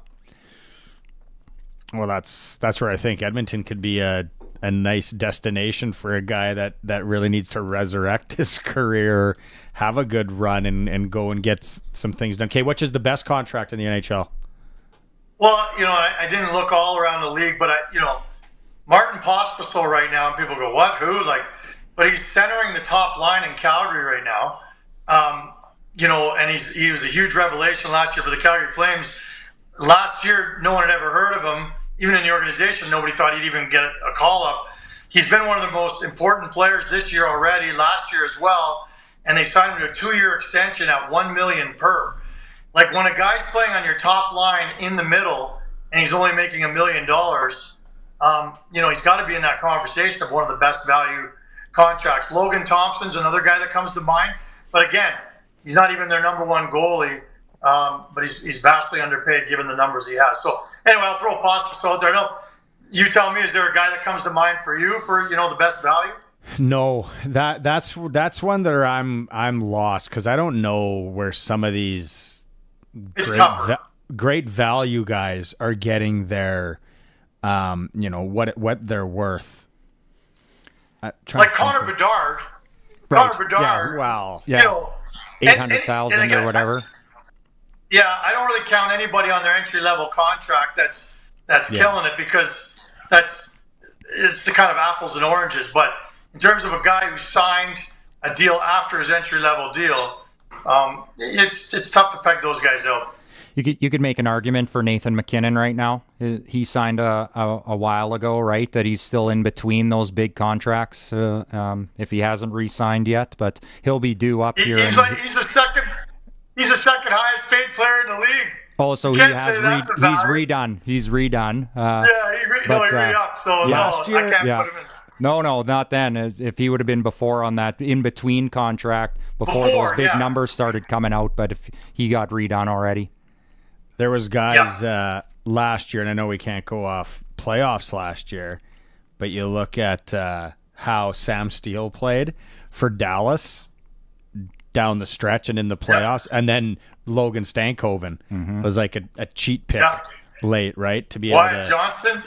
Yes. There's one. There's the one that I was thinking of actually yesterday. Yeah. But again, entry level deal, right? So, it's not really the same. I told you I was at the Nashville Detroit game on Saturday, and they celebrated Luke Schen's 1,000th game in the NHL. Had a chance. I haven't seen his dad in 20-some years. Talked to Jeff, and Jeff told a story about there was a coach along the way with Luke early in his career, and I won't name names here. So maybe have him on someday. You can tell it, where they said that you might have to look at doing something else. Like you're not going to be able to cut it. And And you know what? When you think about Luke's career, I remember watching him as a bantam kid with the contacts and then into Kelowna, just being around Saskatoon and mutual friends and stuff. And yeah, you know, he was good, but it was like he doesn't have the foot speed. He doesn't have the foot speed. But that guy has made a career, Eric, out of and you know what? Hitting people. Like he's one of the leaders in the league usually on hitting people. Yeah. And I think, I don't know about you, but I can relate to people telling you, you know, you should probably pick something else. It's you know, we all hear it in our business from you know, very supportive fans that we have. But Luke Shen is also, I think the secret to his longevity is just being a great teammate and a great guy. Yeah. Like, you know him. He's wonderful to talk to. So is his brother. Like, they're both incredible guys. And I think that goes a long way and explains why they're both leadership material for so long. And, you know, that yes, the hitting is a big part of it because he is kind of one-dimensional in terms of what he does. He's a high off the glass, you know, hit a guy whenever you can guy, but he's also a great leader and in that room too. So I think that's a big part of it. That's what they showed, and when they had the video montage and all the players and his old teammates that came on, like so many of them were like, "You were one of my favorite teammates ever. You were a great teammate. Yeah. You were great to be around." And of course, he scores on Saturday. How fitting. Awesome.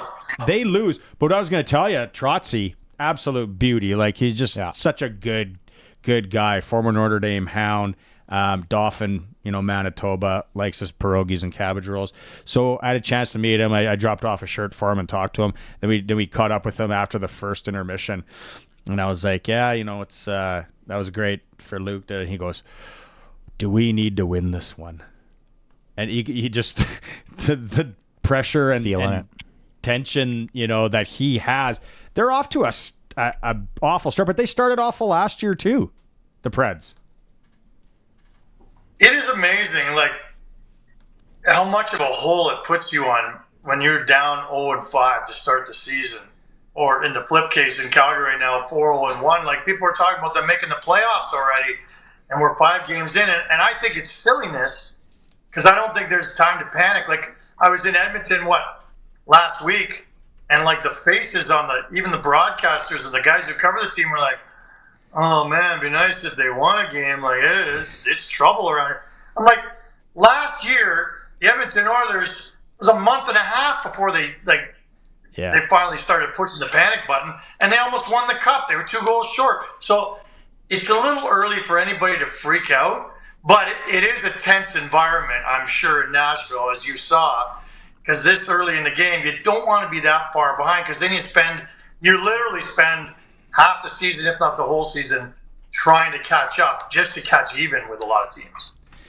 It was, and I joked, I said that Kane, DeBrincat, and whoever else was on that line, like they gave the puck. There's such a liability down low, and he goes, "Yeah, but watch when they jump on a loose puck in the neutral zone when they get it." And I was like, "Yeah, no, they're pretty good." Okay, so let's do this again on Wednesday. Try and watch at least one episode if you can. I will. Is that homework? I love a homework assignment. You got all those books behind you. We're gonna knock one of those down one by one this season too. See how many you actually read. Not a chance. That's all window dressing. I don't even know what those are about. It's a speakeasy behind there to his bar. just a door. Okay, Eric. Let's catch up on Wednesday. Boys. Yeah, see ya. Cheers. It's our NHL insider, Eric Francis, for Southie Mainline Chrysler, the new king of trucks in Southie, Saskatchewan. 30-minute drive from Regina. Worth the drive every time. Guaranteed. Let's take a quick break. If you're watching the stream on sportscage.com, when we come back, we got J.O. in a bit. RP and I are going to shoot the breeze here for a bit. It's the all-new Sportscage and CKRM. The all-new Sports Cage is brought to you by Bronco Plumbing and Heating, where professional service is guaranteed. They'll treat you right. 781-2090. Worried about your debt but don't know how to deal with it? My name is Jasmine Brown, a licensed insolvency trustee at BDO here in Regina. I talk to people about debt every day, and I understand how stressful your situation can be. During a free consultation, I can show you how to lower your payments and become debt-free. I can offer you immediate relief from that overwhelming stress. Call 1-833-BDO-TALK or visit bdodebt.ca to learn more. Another great opportunity is here with Yorkton Auction Center. The Gabbard Farm Auction is open for bidding and will be closing Wednesday, October 23rd. Don't miss your chance to bid on grain trucks, a cat scraper, Kello disc, heavy harrows, augers, and more. The clock is ticking. Get in on the action and place your bids now. It's the Gabbard Farm Auction closing Wednesday, October 23rd. Visit yacauctions.com. That's yacauctions.com. When it comes to duct cleaning, call Bronco Plumbing, Heating, and Cooling. They'll clean out the dust and debris that builds up over the summer. When you need protection, they offer a monthly plan for homeowners to get regular service done on their AC and furnace, as well as plumbing. And when it comes to furnace servicing, it's never too early to get that done too. Bronco will service your furnace and have you ready to go before winter hits. Consider it today, so you can rest easy tomorrow. Learn more at broncoplumbing.com.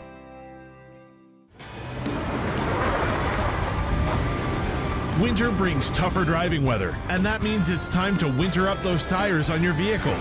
Regina Motor Products has got an offer that will make your ride safer and your wallet happier.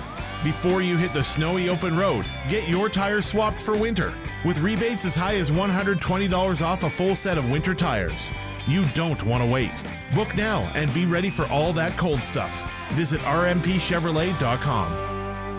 Your Co-op Grow team are your local experts because we live here too. Our agronomic specialists stay up to date with the latest research and technology to help support your entire farm operation. Talk to our team for advice tailored to your farm's needs. We have recommendations to help you optimize your crop yield and quality while enhancing the health of your land. Co-op, we're all growing together. Here for your farm, here for your family. Learn more at coop.crs/farm. The straw that broke the camel's back? What does that even mean? Do camels even use straws? Are we talking paper or plastic? If you think this Saskatchewan winter might be the straw that breaks the camel's back, at least your local Cooper tire dealer carries Cooper Discoverer Snow Claw winter tires. Cooper Discoverer Snow Claw winter tires provide exceptional grip and traction in the snow and ice. See your local Cooper tire dealer for Cooper Discoverer Snow Claw winter tires. And give that poor camel a break. The all-new Sportscage continues. You can watch our live stream at sportscage.com and always on the radio. Saskatchewan's voice for local sports, 620 CKRM. Welcome back. Barney Shinkaruk, Ryan Pollock, the Curtis and Colson crew on the other side of the board there. We're getting things done. Staying on the hockey front, Regina Pats 8-0. Ooh. Over the Seattle Thunderbirds, and then there was another blub. Vancouver beat PA 10-1. It's like old school. Yeah, that's back in the 80s. That ended PA's trip out there. I think so. Yeah, it's always tough heading out to the coast and playing the BC loop and that, and sometimes those trips can get long. So we've seen lopsided scores like that before out there and in trips, but that makes for a long ride home. We have some breaking news. We got a breaking news splitter. Anything that we can hit? You guys got a bongo over there? You can bump up it on breaking news on the sportscage.com. You might want to or on Sportscage, soon to be on sportscage.com. From the Saskatchewan Junior Hockey League, the Yorkton Terriers have forfeited their wins October 11th, 16th, and 18th versus Nipawin, Estevan, and Melville, respectively, for the use of an ineligible player. The Hawks, Bruins, and Millionaires will be awarded wins in the aforementioned contests. The players involved with these contests shall be credited with all personal statistics. Ineligible player. So the the story I got allegedly here was they brought in a new player. I'll grab his name here. And so this is perfect because you coached a junior A team in Bonnyville. Yep. They just didn't send the card into Hockey Saskatchewan. Yeah, that's rough. Can you see it happening though? No. No, I can't because it's everything's digital now. So you're literally logging in and clicking buttons and having it done. It's a couple minute process. Can I see it be overlooked? Yeah, we're humans and sometimes things happen for sure. But it's the facts didn't get lost or whatever, right? It should be a somewhat pretty straightforward process, but. Yeah, almost. I don't know what to comment about. I know that. No, I know that if I was in charge of that, it wouldn't have gone over very well with the team that I coached in the Alberta Junior Hockey League. Yeah. But it was Keenan Ingram who they brought in on October 4th, and I guess just didn't dot the I's and cross the T's, and didn't register them with Hockey Saskatchewan. It's got to go through Hockey Saskatchewan. But, okay, so the thing here, and tomorrow we got Benny Walchuk and the SJHL report for Saudi Mainline Chrysler, is what if they don't catch it now? Right, and it keeps going and going and going. Like let's say you're 20 games in, or 30 games in or whatever, and now you're forfeiting, you know what I'm going to say. Forfeit how many wins? Take a $450 fine as well, it says. So receive amended. How does this work here? Certified players, affiliated players are to be completed through the electronic registration process. That's what you just talked about. In addition to the right of the commissioner to forfeit a game for the use of an eligible player, the offending team will receive a mandatory fine of $450. Mm-hmm. So I'm wondering too, and I don't know exactly how the SJHL works, but if it's caught, if some sort of status comes out. I know that when I was in the Alberta Junior League, that every few days a status would come out, so it would show players that may have been released or players that have been uploaded, and then all of a sudden, if those don't correspond, or even I don't know this, I'm speculating, potentially even Yorkton could have received the status and went, oh boy, why isn't he appearing on here? And issues become, like you said, human error. Things happen, right? Until Elon Musk gets those robots everywhere, there's going to be the human error. Remember the old days, the newspaper, you'd always look through the transactions. The actual transactions. Yeah. Wait till Tuesday in the Leader Post when it'd give the update. See if I got dropped by Weyburn. Nope, not yet. Yeah. So there's some breaking news for you on the Sportscage. That's too bad for the kid too. Obviously not the kid's fault, right? No. Just unfortunate situation, and changes the standings though. If I'm correct, it moves them to 5 and 6. They were in first place. Yeah. So be a big flip there early in the season, but.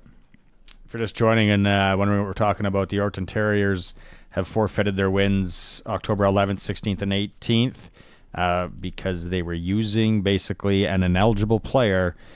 They didn't send the card in to Hockey Saskatchewan. Thus, and then at least all the other kids get to save their points. Yeah. So the game occurred, correct, and that's how they're treating it. It's just the win just flips. Yeah. So, wow. That would be crazy if you don't catch it until 10 to 20 games down the road. Something else. Yeah, because I wonder if the standings are updated. No, it still has Yorkton, at top with 8 and 3. So, the way I look at it really quickly is that it would actually put Yorkton in last place, tied with Estevan. Would move them back down to 10 points. The win would give Estevan 10 points, and that's the fourth place. Rallying cry. We're going to use this as I mean, obviously they've shown that they're a good team. That they're 8 and 3, so they should be able to battle back and make up for those, if you will. But yeah, unfortunate situation. And that Keenan Ingram is a good 20-year-old that they picked up. So yeah, the Terriers will be fine. Now they they have something to light if they needed a fire lit. They have that now. So Yorkton against the world. Yorkton. Yeah, there's one game actually in the SJHL today while we're on it, and it was an afternoon contest. I think it's one of those school.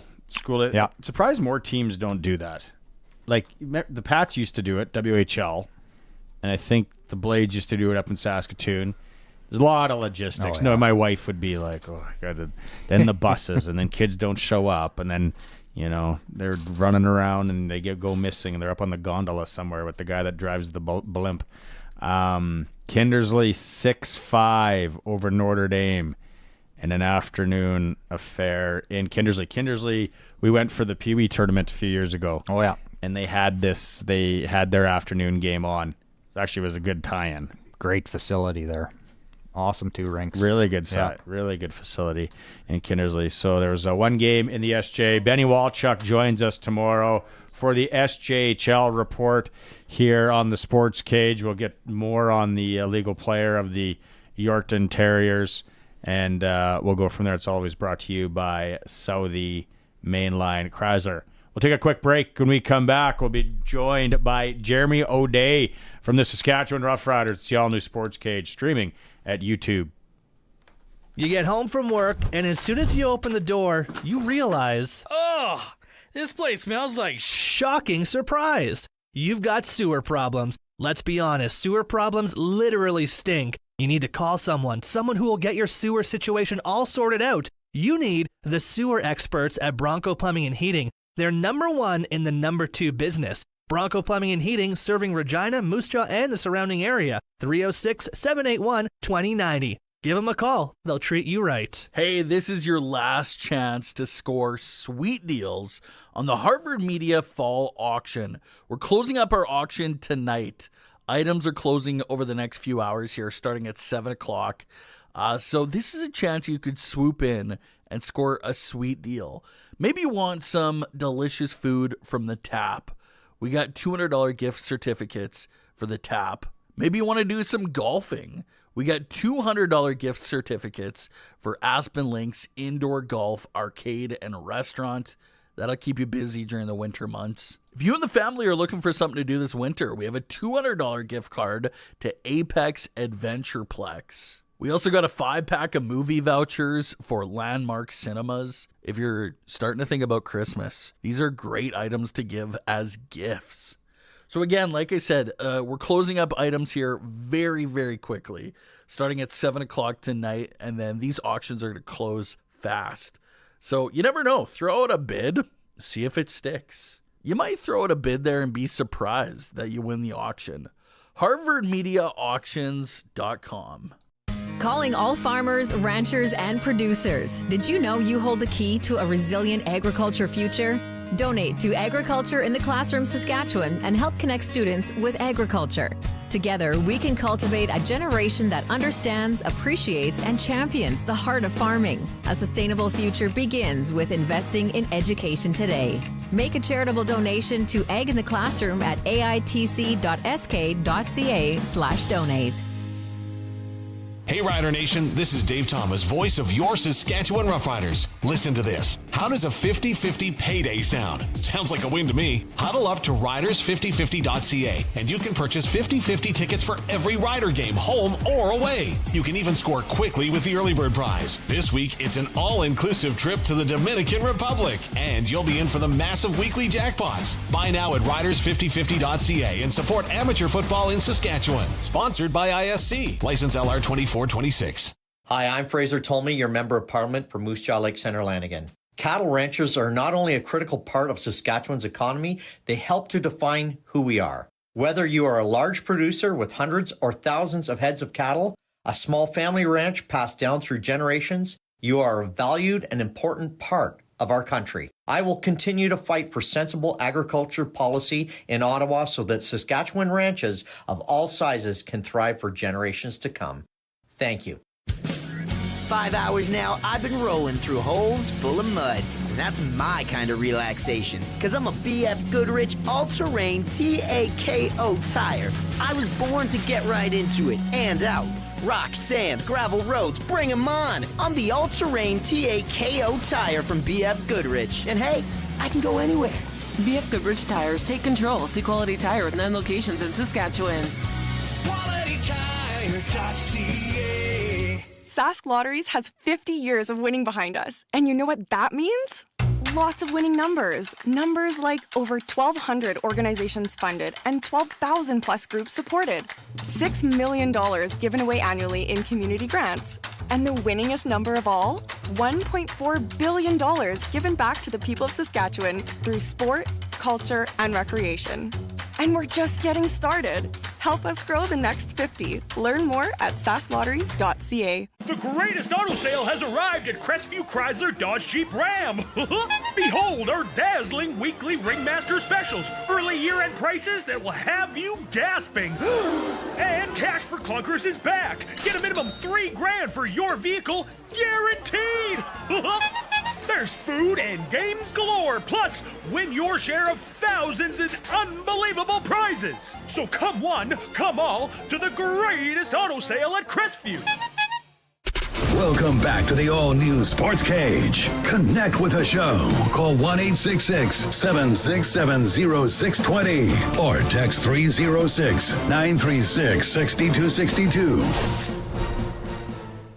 Welcome back.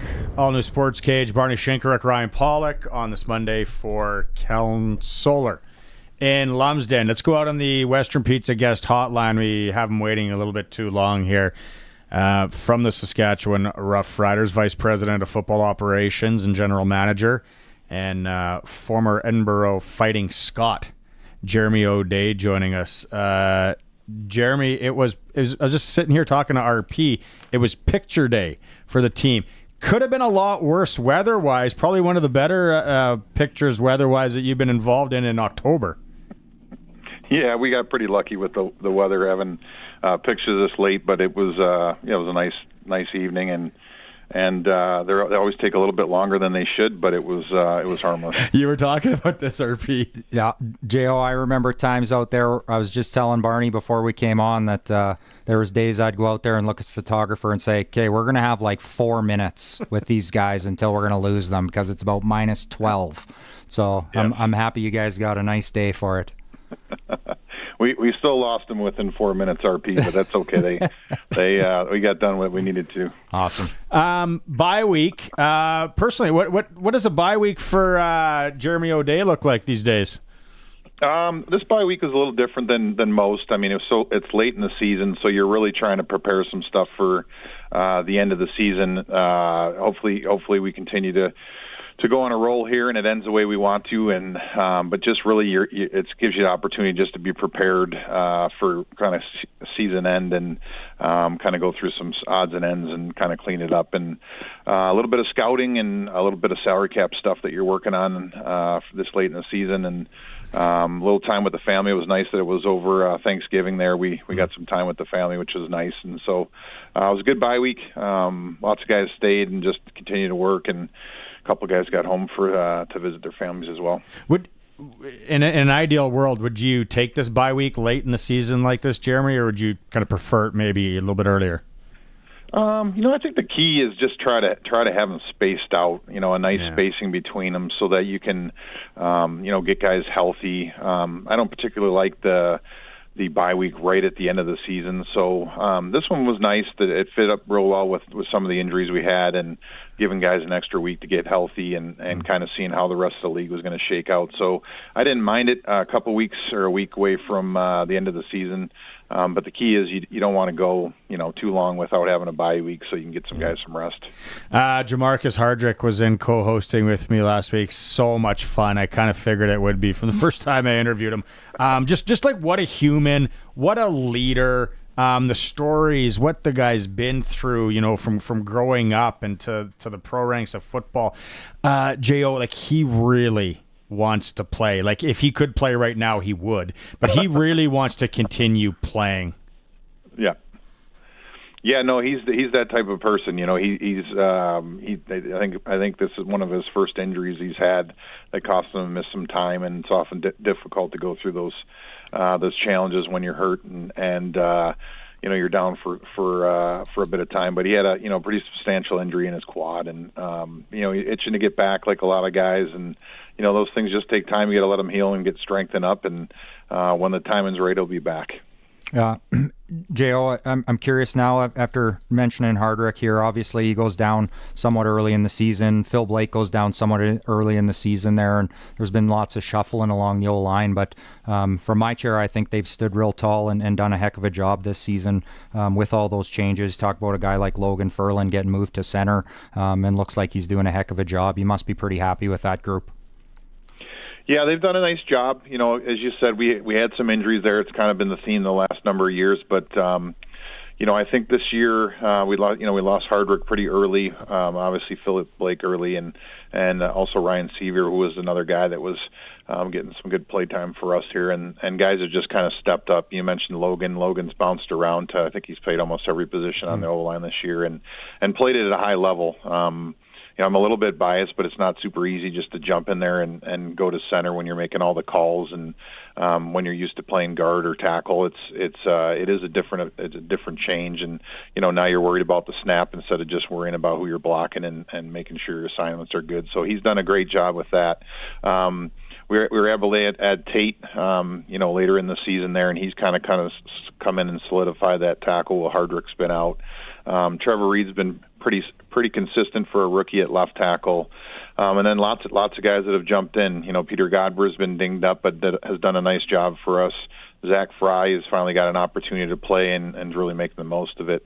Noah Zur, they're always doing great, and Brammer's done a nice job for us playing both tackle and guard. So hats off to our offensive line coach and the job he's done with them. We've kind of been musical chairs there with those guys, but it's credit to those guys, and it's a little bit different with our offensive coordinator. How plays are called and run plays and play actions, and those also help the offensive line as well. I've wanted to ask you this, and if maybe you can give us a look behind the curtain, because we've had so many people, message. You know what it's like in Saski. Everybody's, a general manager has ideas and all that. But how difficult is it for you to make phone calls to try and find guys in this day and age, right? Like, do you have stories where you call guys and they're like, you know what? The game's passed me by. I just, wrote my mortgage broker license, or I just bought a car wash, or I don't know, whatever. And guys are like, I'm not playing the game anymore. Like, how many calls would you make in a summer like this? Like 50? Well, it's just a matter of, what position you're looking for. So, and it's just not me that would be making the calls. It'd be me and assistant GMs and former coaches if they coached them. But I would say there'd be a lot more than 50. But, what's interesting with our league is there's a negotiation list, and, a lot of the players that you would reach out to may possibly be on another team's negotiation list. So you have to, make sure you're targeting players that aren't on negotiation list players. They're not playing in any of the other leagues that are going on. And then what's their status in the NFL? Most of the time you're looking for guys that are right there at that bubble. And, guys got to be at that point where they're ready to make the jump to another league. So a lot of it is just trying to feel out to see if they want to still have the opportunity, if they're interested in your league. And then, someone comes down to dollars. If you had a guy that's played in the NFL for a number of years and he's done well for himself, whether he still wants to play at a salary that's reduced from what he's used to. So, if you have an area that you're looking at and you're trying to, you're usually calling, 8, 10, 12 different players in that position, trying to see what their situation is, and then you're kind of regrouping together to see, what's the best fit and who's the best person to bring in at that time. But lots of moving around in your negotiation list, as you can imagine, when you're going through that. But it's kind of constant, to be honest, negotiations. And even in positions that you feel good with, you're still making calls at those positions just to try to make sure you're kind of one step ahead of the injuries if they happen. Couple here from listeners that sent in. I did screen them, so don't worry. He's saying, when did you first come across Roland Milligan Jr.? Well, we signed Roll again, I think it was about 2.5 years ago, and we brought him up actually when our rosters expanded. So we just kind of got through that period where our practice roster expanded. So he came up very late in the season. and we kind of brought him out with the rest of the PR guys, and we do one-on-ones after practice so we can actually take a look at the players in practice and live against our guys. And you could tell with Roland within the first 2 or 3 plays that he was going to be a good player for us. As far as we scouted him, I think that originally was seen by Kyle Carson with the Colts, and so usually what happens there, if you have a player that you like, we usually reach out to the team and just kind of get some feedback on them. Obviously, we can see how they are on tape, but kind of more so what kind of people they are, what personality, work ethic, those type of things, and we really got kind of glowing report card from Roland and his work ethic and kind of everything that we've seen since he's been here. So he was kind of the rare case that came late in the season after a training camp in the NFL and just kind of made his mark. We actually put him on the roster that year, and he actually made it into the playoffs as well on the roster, which is pretty rare. Cool. This came across twice, so I'm just going to paraphrase it. But so 2019 is when you become the actual vice president of football operations and general manager. Do you remember your first trade? Oh, boy. I'm not so sure if I do or not. I'm trying to think who it would have been. I'm trying to think when we traded for Alfred. I'm not exactly sure what the first trade would have been. That's a tough one. Have to look back. Yeah, no, and then, so another one, a fun one here is someone's asking if you've given any intel to Montreal for this weekend. No, just I know that they're going to want to play good going into the playoffs. I know they had a tough game this week in BC, so I think that they're going to want to be playing well. They'll have a bye week as well, so I think they want to go into the playoffs playing good football. So hopefully they do and get a win there and give us an opportunity to finish what we want to accomplish and get that first round bye. J.O., speaking the obvious that you guys' goal this week is to go in and win, there's no doubt, but does it make it just a little bit more challenging knowing that game earlier than you could make your game essentially meaningless in the standings wise, that if Winnipeg does go out there and win, does it just pose any challenges from a roster setup where maybe things could potentially change or in-game potentially change the way you're putting guys out there? Yeah, certainly you've got to prepare for both scenarios, and what are you able to do if it goes your way? If it doesn't go your way, obviously. If it goes our way, we're full steam ahead. If it doesn't go your way, would you make any changes to who's playing in the game, knowing that the outcome's not going to affect anything in the standings? So we definitely have a plan for that. I think the biggest challenge really is just for the players to have that mindset of, hey, we're just preparing to go win a football game to try to get first place. And you can't let your mind drift thinking, if the game before doesn't go the way we want it, then what's going to change and stuff like that. So we've told the players, prepare if we're going out there to try to get first place, and whatever happens in the first game, we'll kind of deal with it at that time. From a management standpoint, obviously me and Corey have discussed the situation that could come up if Winnipeg wins that game. How would that change, and what kind of approach will we want to have? And there's not a ton of time in between the two games, but there's enough. As a CFL fan, I'm happy that it comes down to the last weekend and the last day. There's some meaningful games. As a Rider fan, I hope Montreal pulls out a W, and the stadium will be rocking Saturday night, and make that game mean a whole lot for you guys. So I'm wishing you all the best, J.O., as always. Yep. Obviously, we'll all be watching, man, so go finish it out strong. I appreciate you, RP.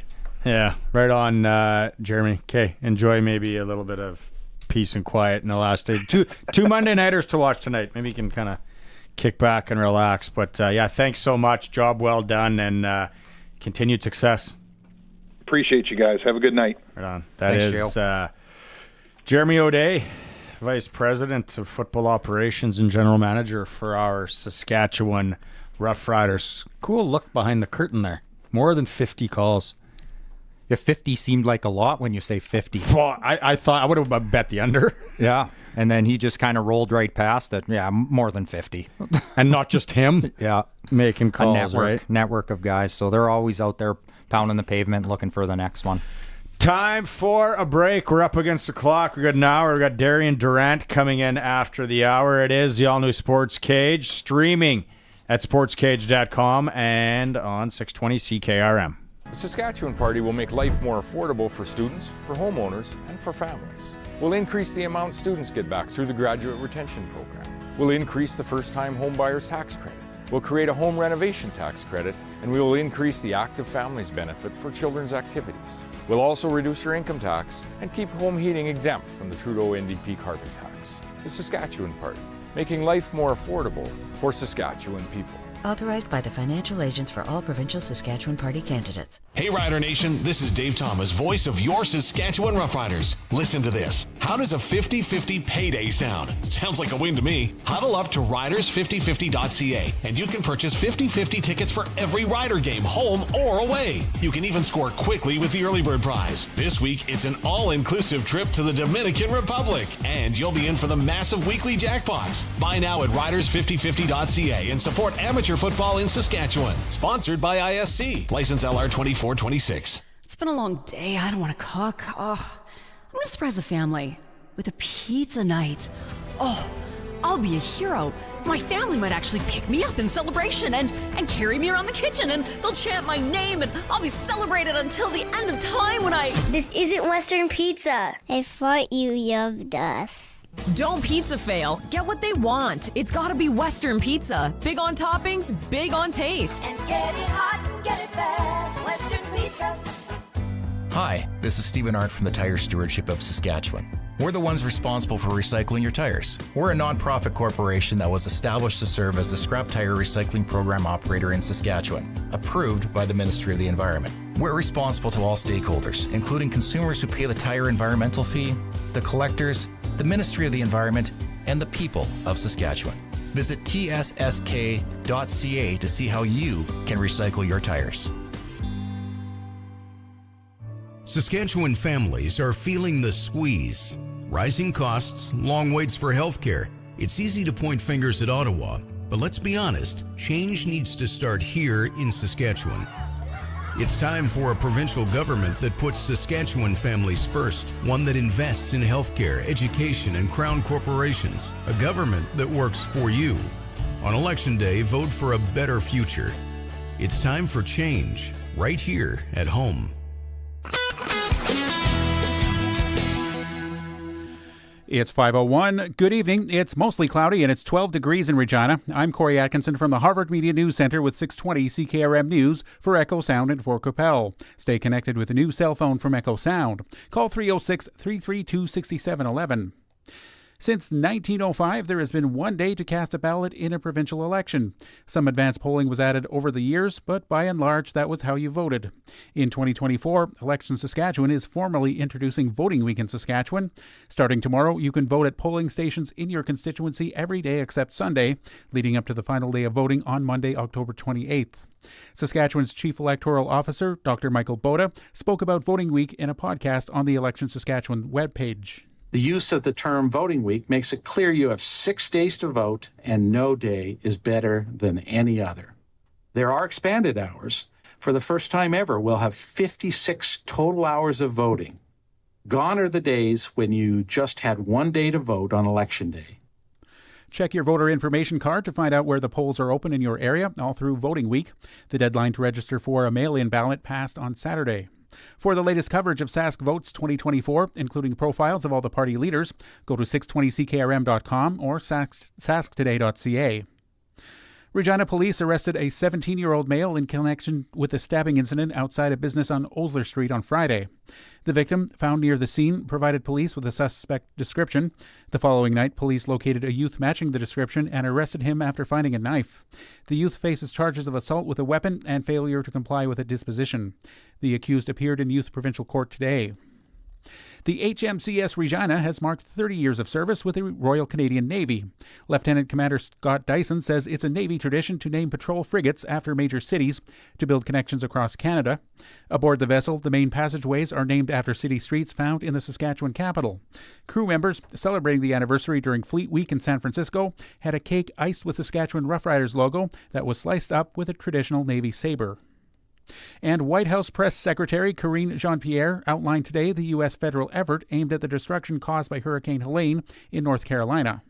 With former President Donald Trump claiming today the FEMA response in North Carolina after Hurricane Helene has been, quote, almost non-existent, the White House is pushing back. Press Secretary Karine Jean-Pierre said FEMA Administrator Deanne Criswell is in North Carolina to continue surveying damage and ensure federal resources make it to the communities and people who need them. In total, nearly $2 billion in federal assistance has been approved for those affected by recent storms. In North Carolina, the administration has approved more than $300 million in assistance. Karen Travers, ABC News, the White House. That's your 620 CKRM News. Read more stories from around your community and around the province at sasktoday.ca and 620ckrm.com. Your weather is next.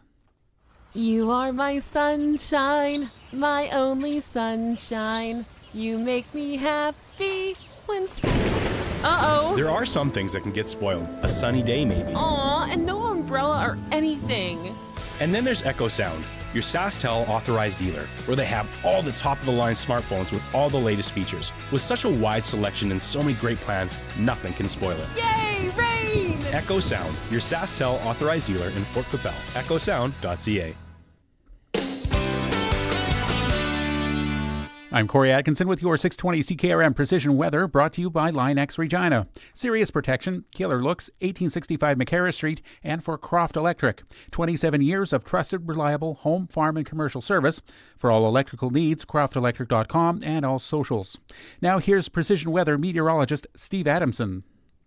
After a pleasantly mild day about the area today, a cold front pushes in tonight, bringing some rain showers, and it may get chilly enough to see some snow mix in with those rain showers later tonight. It'll be a chilly day tomorrow, then most of the remainder of the week will see temperatures at near seasonal levels. Our forecast tonight, cloudy with showers developing, and again, those showers could mix with some snow late. The low temperature near 70% chance for rain. Tuesday, lingering morning rain showers, possibly mixed with some snow. Thereafter, mostly cloudy and staying chilly. 60% chance of morning precipitation, the high around 4. Tuesday night, skies become clear, the low temperature down to -4. Wednesday's a mostly sunny day with a high around 11. Thursday, a mixture of sunshine and cloud cover, the high around 9. Friday, mostly sunny skies with the high temperature about 9. With your 620 CKRM weather forecast, I'm Precision Weather Meteorologist Steve Adamson. Across the province at this hour, Saskatoon is 8, Swift Current 6, Assiniboia 12, Yorkton Melville 19, Moosomin Broadview 20, Estevan 25, and Weyburn is 18. At this hour in Moose Jaw, it's mostly cloudy. Winds are from the northwest at 35, gusting to 46, and it's 13. Regina is mostly cloudy. Winds are from the northwest at 34, and it's 12 degrees. For more local news that matters to you, subscribe to the daily newsletter at sasktoday.ca. Croft Electric. You've probably heard of us because we've been around for over 27 years. We do commercial and residential work? Yes. We do permanent holiday lighting? Yes. We do cabins? Yes. And farms? Yes and yes. We're an authorized Generac generator dealer. We are a full-service electrical company with the experience and the people to service all of your electrical needs. We are Croft Electric. We will be here when you need us. Do it right, do it once. Follow us on all social and call 306-586-1333 to book. When you want the best for your truck, you want Line X. Your truck has withstood the harshest elements Saskatchewan has thrown at it. Rocks, gravel, rain, sleet, and snow, and left with no chips, no rust. Line X protective coating keeps your truck's bed liners, rocker panels, and bumpers looking like brand new. Don't settle for Brand X. Go with Line X. It's serious protection. Come see why everybody loves taking their truck to Line X Regina for their rocker panels, bumpers, and more. Line X. Make your truck complete. 1865 McCarra Street. Broadcasting from Century Studios in downtown Regina, Harvard Media presents the all-new Sportscage, where Saskatchewan comes to talk local sports. Brought to you by Kellen Solar, installing solar in residential and commercial buildings for 35 years. Local and trusted. Kellen Solar. Visit KELLNsolar.com. Be a part of the show. Call 1-866-767-0620 or text 306-936-6262. The all-new Sportscage. Streaming at sportscage.com and on the radio at 620 CKRM.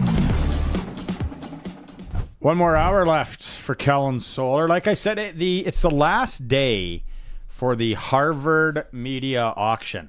And we had Travis chatting about it earlier in the commercial break. If you are looking for a deal on anything, harvardmediaauctions.com. I did mention our daily sponsor today on Monday is Kellen Solar.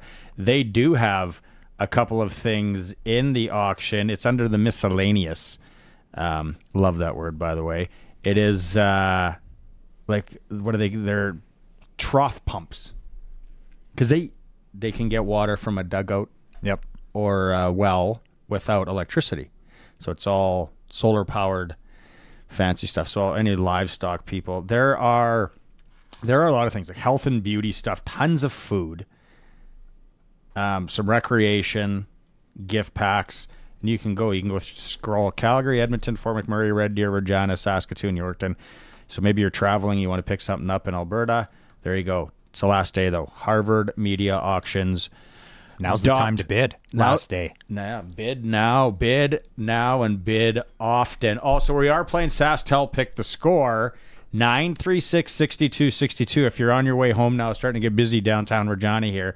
A lot of people driving home. What is the score against the Stamps this weekend? Leave your name, number, where you're from, and you got a chance to win 2 tickets to the game this weekend.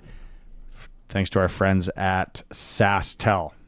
The all-new Sportscage presents Double Talk with Darian Durant. Brought to you by Wolf Industries, your truck repair specialist in Grenfell. Servicing all sizes of trucks, SGI accredited. And Prairie Land Rentals. Whether it's for the farm or the backyard, Prairie Land Rentals can help with all sizes of jobs. Doubles is joining us. There he is. If you're watching the stream, you see him. Okay, so the last time you and I talked, you were like trying to get out of the way of a hurricane. Are you okay? Everything okay down there? Yeah, we made it out fine. Thanks to the riders for assisting myself and my family for getting out of here in good time. And luckily, the hurricane didn't do much damage. It was predicted to be a strong Category 4, and when it landed, it was a 3, and it didn't even divert to our part of Florida. So we're thankful for that.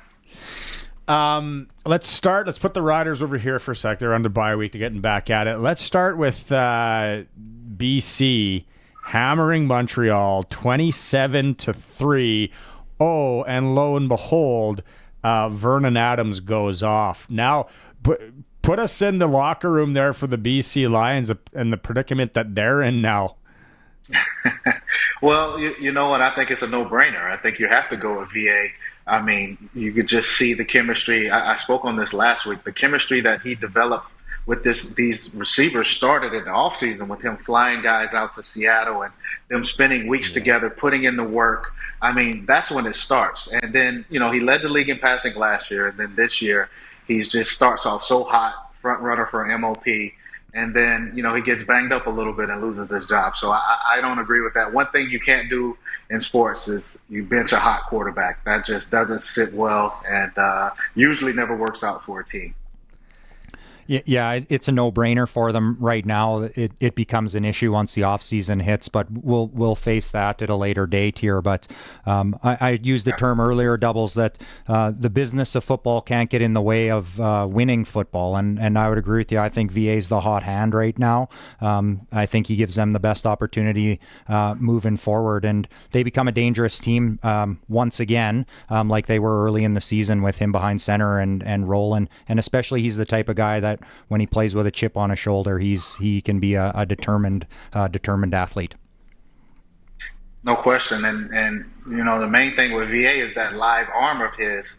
I mean, you saw in the opening play, they go up top, something they've been missing for the past couple months in their pass game. And guys like Hatcher and McInnes and, those guys are down the field guys, and VA is the perfect match for them. Okay, so what do you do if you're in charge of the Montreal Alouettes? Because you put up 3 points, you don't look very good. Your QBs don't look very good. You got one more game, then you got to bye before the East final. Like, what do you do there? Do you roll everybody out and try and knock the rust off, or do you still play the kind of let's rest guys, make sure we're good to go in a couple weeks thing? I think you have to rest your guys. I mean, there's nothing worse than, guys who are playing for nothing playing against a team that's playing for everything. And, the extra intensity that Winnipeg is going to be out there with, I think it could put some of these starters in Montreal in harm's way. And you guys have it all locked up. And you're a veteran team, right? I could see if they were a young team and still trying to figure things out. But they're a veteran team, defending champs. And, rest could only help a team like that. So I think they'll tank it and get some of those younger guys some experience and just try to lay down and just protect yourself. With quarterback specific doubles, Cody's missed some time with injury and then missed the game a week ago or prior to there with the having his child. So even with him, you'd be comfortable as a QB taking a little bit of that extra time off? Yeah, of course. I mean, he's a vet, and he's proven that he can play. I mean, maybe you give him a couple snaps early, treat it as if it's kind of a preseason game scenario for him. But, I mean, he's a veteran guy, and you only have to win one game to get to the Cup. So I'd bank on that. I put my money on Cody resting up and the team resting and being able to win one game at home. We just had J.O. on, and he talked about it after our PS, the question here. But to you, and what mindset would you be in as a player with this weekend's game with Calgary? Because you're watching that Winnipeg-Montreal game, right? And your kind of mindset is like, okay, yeah, we got to, we win Montreal. Hopefully they pull it out against Winnipeg. Or then, now the Calgary game doesn't really mean all that much. Like the mental gymnastics as a player, how would you be dealing with that, Doubles? Yeah, that's a tough scenario, man, because you're going to dress and design the roster as if it's a huge game and one you need to win, not one where you want to get some reserves, some playing time. Yeah. So it's a tough scenario, but if Winnipeg wins, then I could see Coach maybe getting Trevor a couple of series, because Trevor took a big shot last week when the game was over against BC 2 weeks ago. And, you just don't want to risk that. You want to make sure he's healthy going into the playoffs. So I can see him getting a couple snaps. And then you put Shea in some of those backups in. And, quarterback's really the only position where you can have, multiple backups. The rest of the starters, they're going to have to play. It's just how it is with the short rosters. And, it's a tough scenario, but you have to rest Trevor. Do you know this, RP, or Doubles? I know in hockey, right? You can take the warm up and then you put in your card after. But in football, what do you got? 1 hour. That's what I was just looking at the timing there. So 1 o'clock game local here, out east, and then 5 o'clock snap here. So they'd potentially have about an hour before the hour. Wow. But I think what Doubles is alluding to here is we're not going to have 10 guys waiting in the wings, waiting to see what the roster is. It's essentially whether Trevor's going to play. Another one that I find interesting, though, Doubles, is maybe AJ Ouellette. He's been just trying to get back. He's been banged up for a big chunk of the season. Great to see him back, the previous game. But he could be another guy. They haven't typically dressed a full running back. Hudon, I guess, it dresses as the running back. He could take those snaps for sure, but he could potentially be a guy that I could see being on the roster the day before and potentially coming off if that scenario were to play out that way. Yeah, definitely. He needs as much rest as he can get. I mean, whenever you're dealing with a lower body injury, those things can be tricky.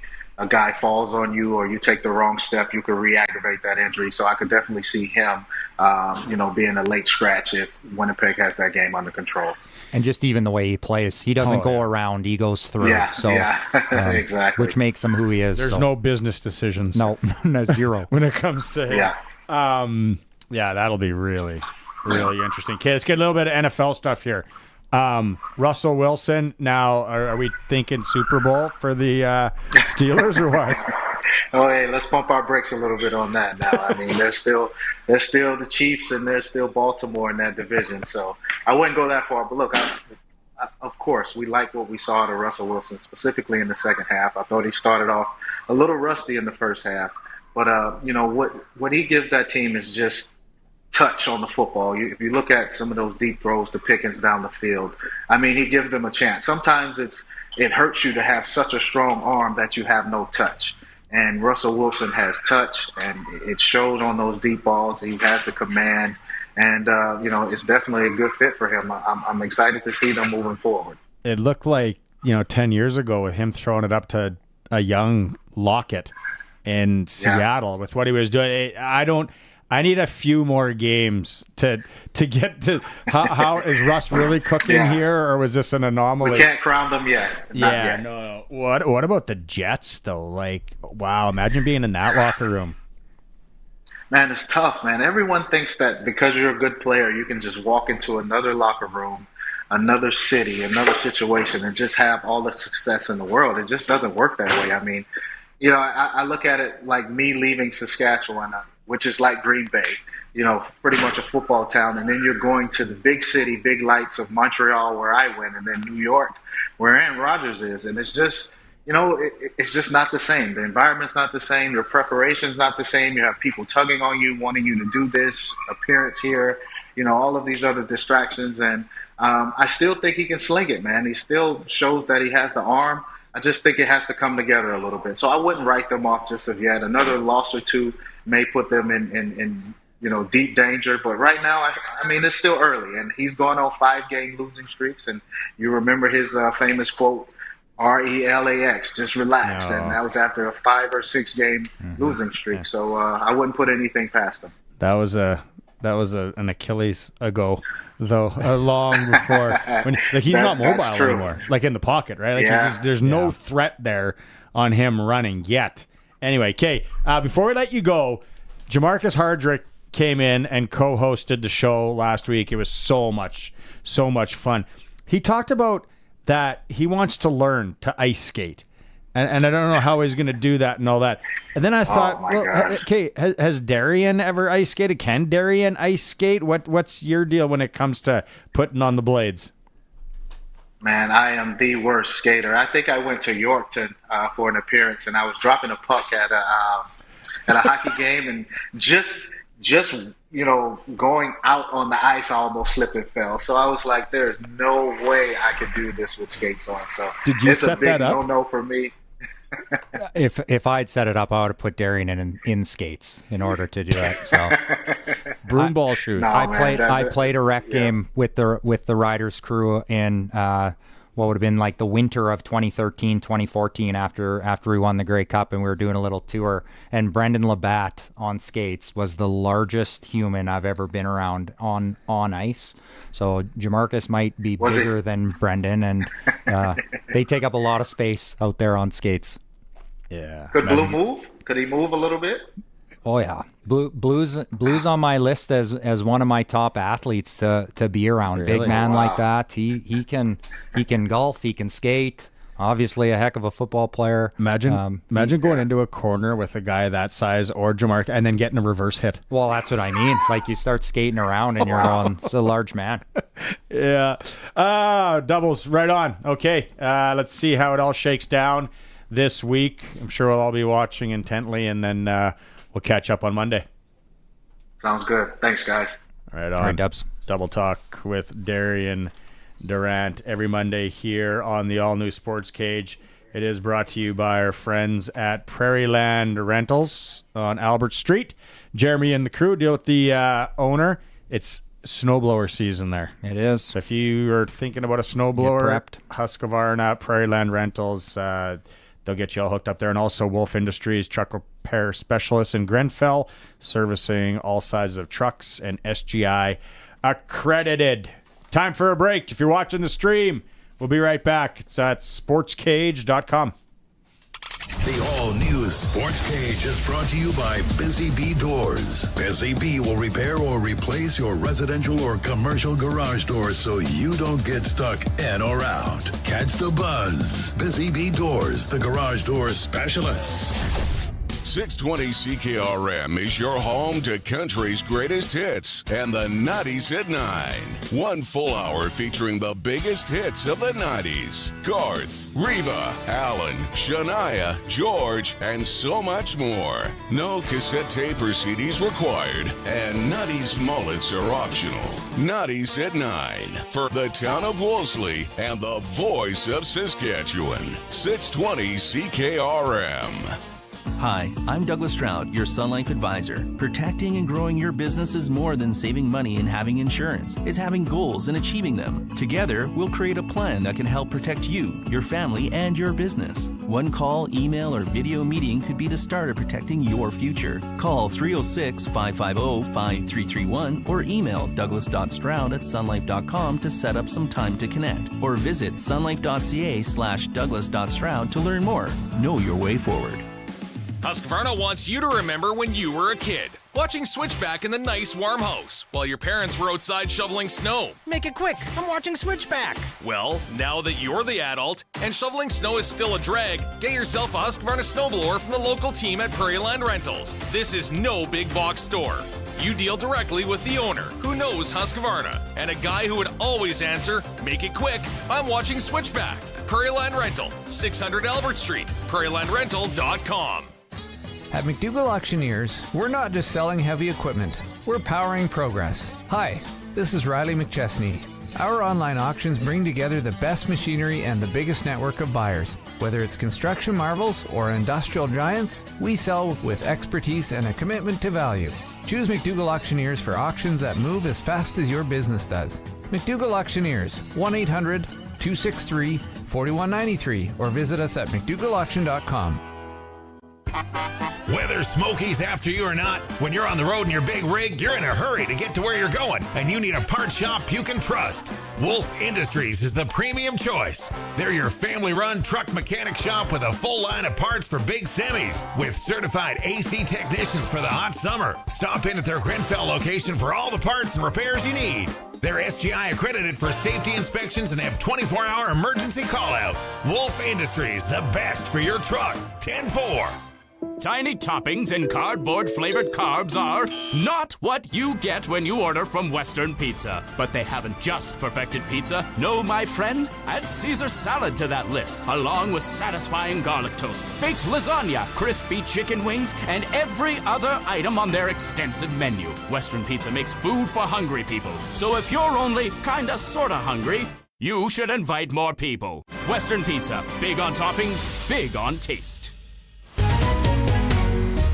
From the Sask Today newsroom, here's what's making news in Saskatchewan. Municipal elections will follow the provincial campaign by just a couple of weeks. Make sure you know who is running for the key positions in your area. Sask Today's team of local journalists are on the ground in communities across Saskatchewan, focusing on local topics that matter to you. Visit and bookmark sasktoday.ca and sign up for our daily news digest. sasktoday.ca. Everybody has a story. From Harvard Media, everywhere. Full bore? What does that even mean? Like a full animal? I guess it's better than a half bore, especially if you're the boar. Or is it a full bore like every team's meeting? What's never a bore is driving on slick Saskatchewan winter roads. At least your local Cooper tire dealer carries Cooper Discoverer Snowclaw winter tires. Cooper Discoverer Snowclaw winter tires provide exceptional grip and traction in the snow and ice. See your local Cooper tire dealer for Cooper Discoverer Snowclaw winter tires.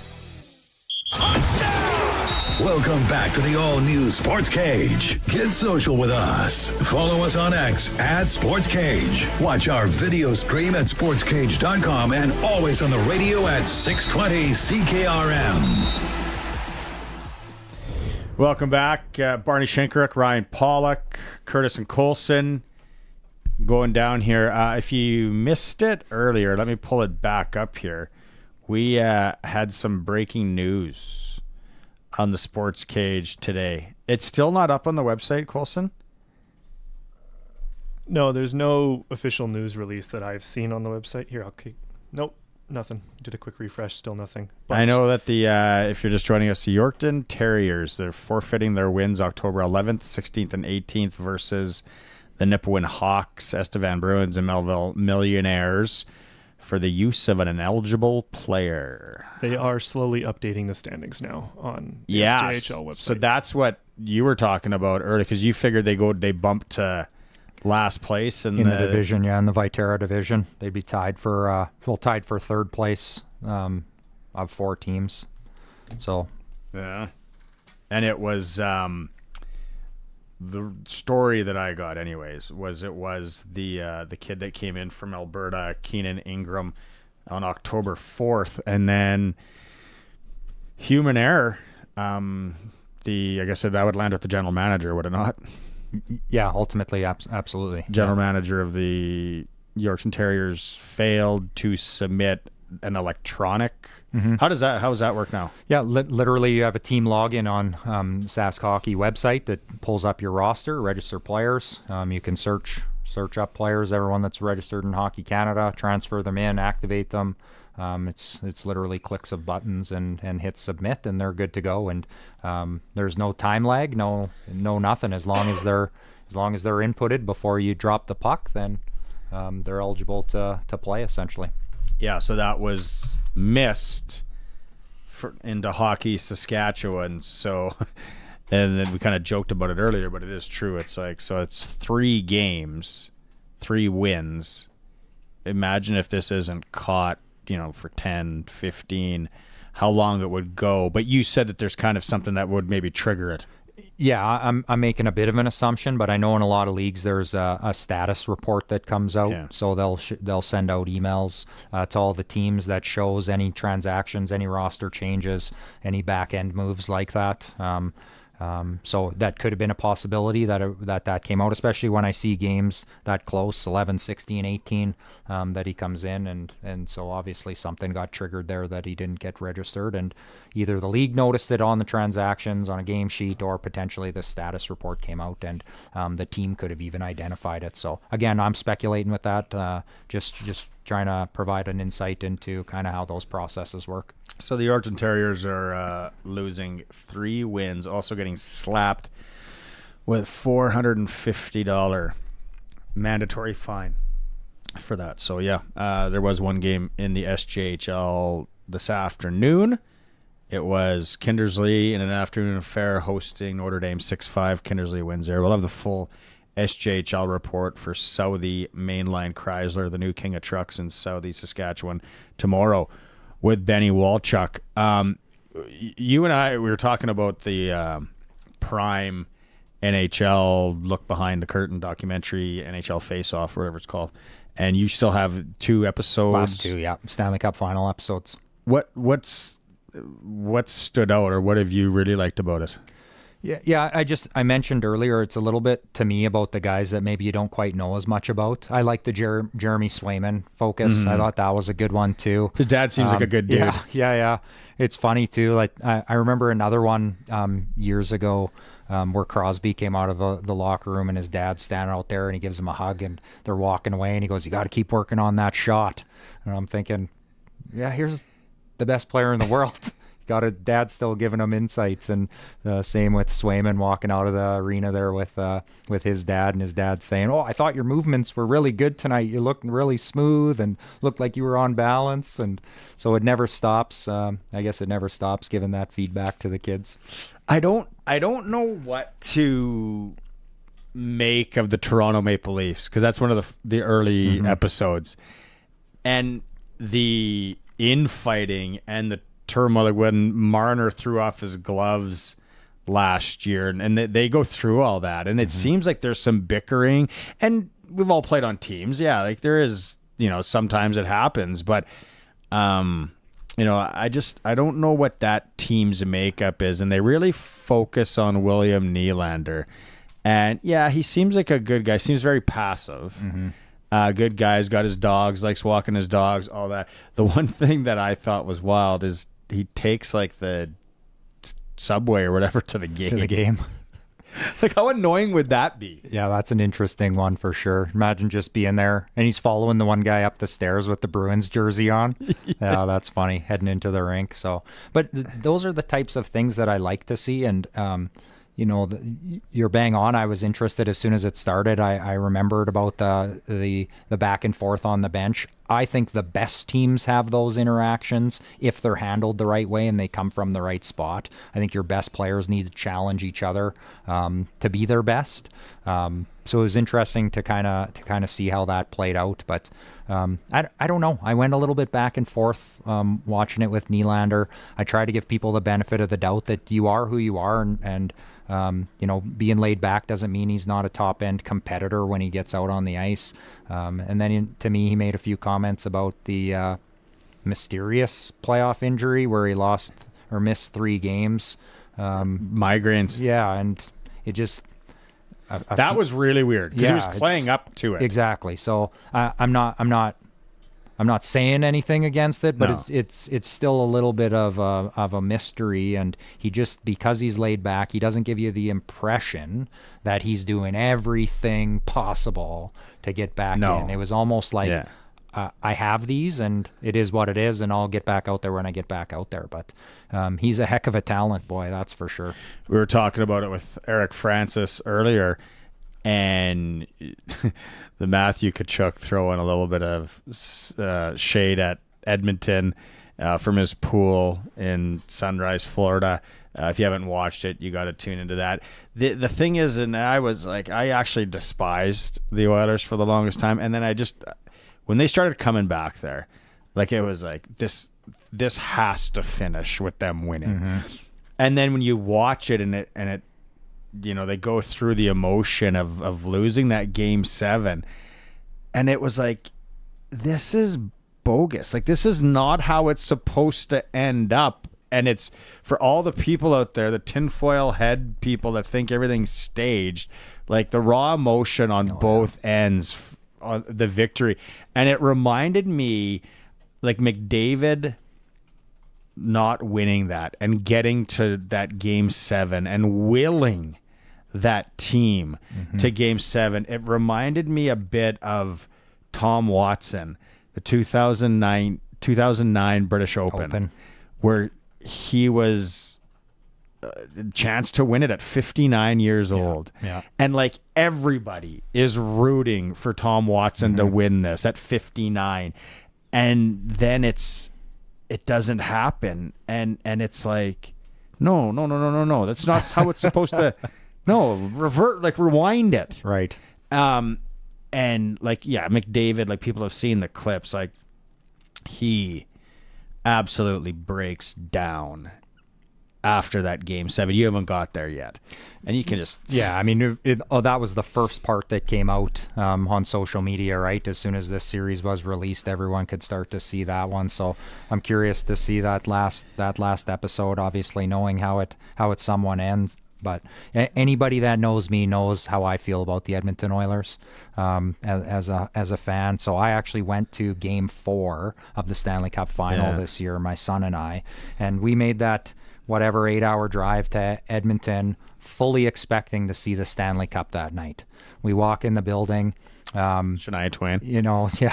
With their little Shania Twain concert. We walk in the building out of timing. We walk right in through the gate just as all the Florida Panthers family is coming off the bus and they're loading in. And I'm jabbing my son, telling him, hey, look, here's all this is the family. And we go up to our seats and they're literally sitting in the section right beside us. So I'm already anticipating 2 hours from now that this is going to be awesome. Florida's going to win the Stanley Cup tonight in a sweep. The family's right here. We'll be able to catch their emotions while we're going through it. And then the Oilers came out and eviscerated the Panthers. Like they hammered them. Was awesome. It was the most unbelievable sporting event I've ever been to. That arena was absolutely electric. And that's what we all laughed about was on the way home was we fully went there with that intent of seeing the cup and drove home smiling going, man, the Oilers are in this all of a sudden. It's still 3-1, but the Oilers are in this the way the game played out. They go down to Florida, they steal one, and this is a series. And sure enough, that's how it ended up playing out. The other thing that you bring that up, right, and how so that was the longest travel ever in Stanley Cup final history. And you really get a sense of what a lot of the guys are going through injury-wise and pain. And then it's like, okay, we got to hop on a plane for 4.5 hours and try and be comfortable and then go back down. But I think one of the things that'll forever be etched in my memory from that run, besides the fact that I had way too many units on the Dallas Stars and Carolina Hurricanes that never came in, was when McDavid said we're going to drag them back to Alberta. And that's what they did. And it's so weird to watch. And then it's like, what? Yeah, no, that's not how it's. This is supposed to end with the Oilers winning this thing, but the other thing that it shows is just how hard it is, and that's where I was caution people. And of course, the Oilers are a good team. Don't buy into the fact that we're 5 games in here. They'll find their way. They got the best 2 players in the world on their roster, and they'll find their way again. But it is so hard. It's a hard season, and then you get to the playoffs, and it's 4 rounds of hard hockey. Yeah. So to say that they're favorites, yeah, sure, I guess that's what the bettors say. But the road back there is very, very difficult, and I wouldn't be shocked to see them back there, obviously, with the guys and talent that they have on their team. But man, there's been lots of teams that get there and people think, oh, well, they're going to be back, and then the road's so hard, you never get back. So you see that emotion, you see that passion, and those players know just how difficult it is. It's funny you bring that up, because that's the one thing when I'm watching it, and then I was like, yeah, you know what, the Oilers, yeah, they're too good not to just the best player in the world and will them back to there. And then you start, like talking to Eric Francis today, right, about slow starts. But you start looking at the teams that are really good. And like the Stars are going to be there. The Golden Knights, the Avalanche. That Landeskog thing in that is pretty cool, that's too. Cool too. Seeing, I forgot how long actually he's away from the game and what he's had to put up with. Then you got these sneaky, you got the Los Angeles Kings, who people aren't going to watch a lot all year, and they're just going to be pests in the postseason. Does Utah with the youth make some sort of thing? Seattle, like there's so many good teams, and it's like, yeah, you know what? This isn't a given for the Oilers. This isn't 1984.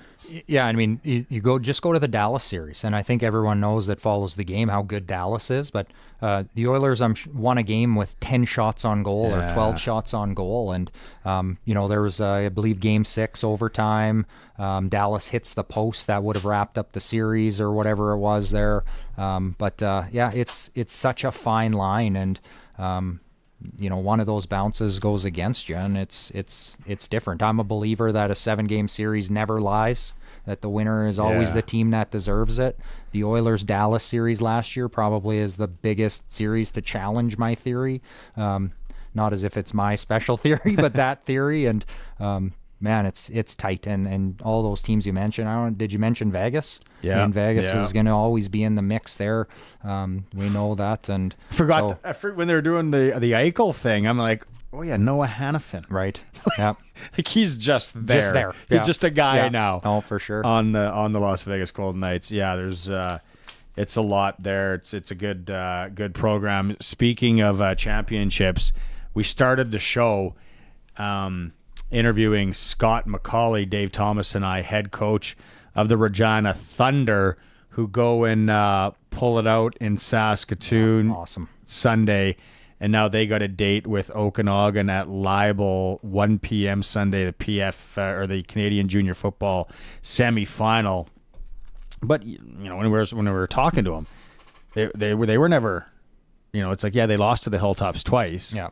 But they were there. Yeah. They knew that football's a one gamer. Yeah. Whoever's best on that day in football. And awesome to see them. I mean, essentially, I read about it and was following along live, and they seem to be in control the entirety of the game. Obviously, it was a little bit tight there, but they get out to the lead, and they seem to be in control for most of the game. So that's awesome.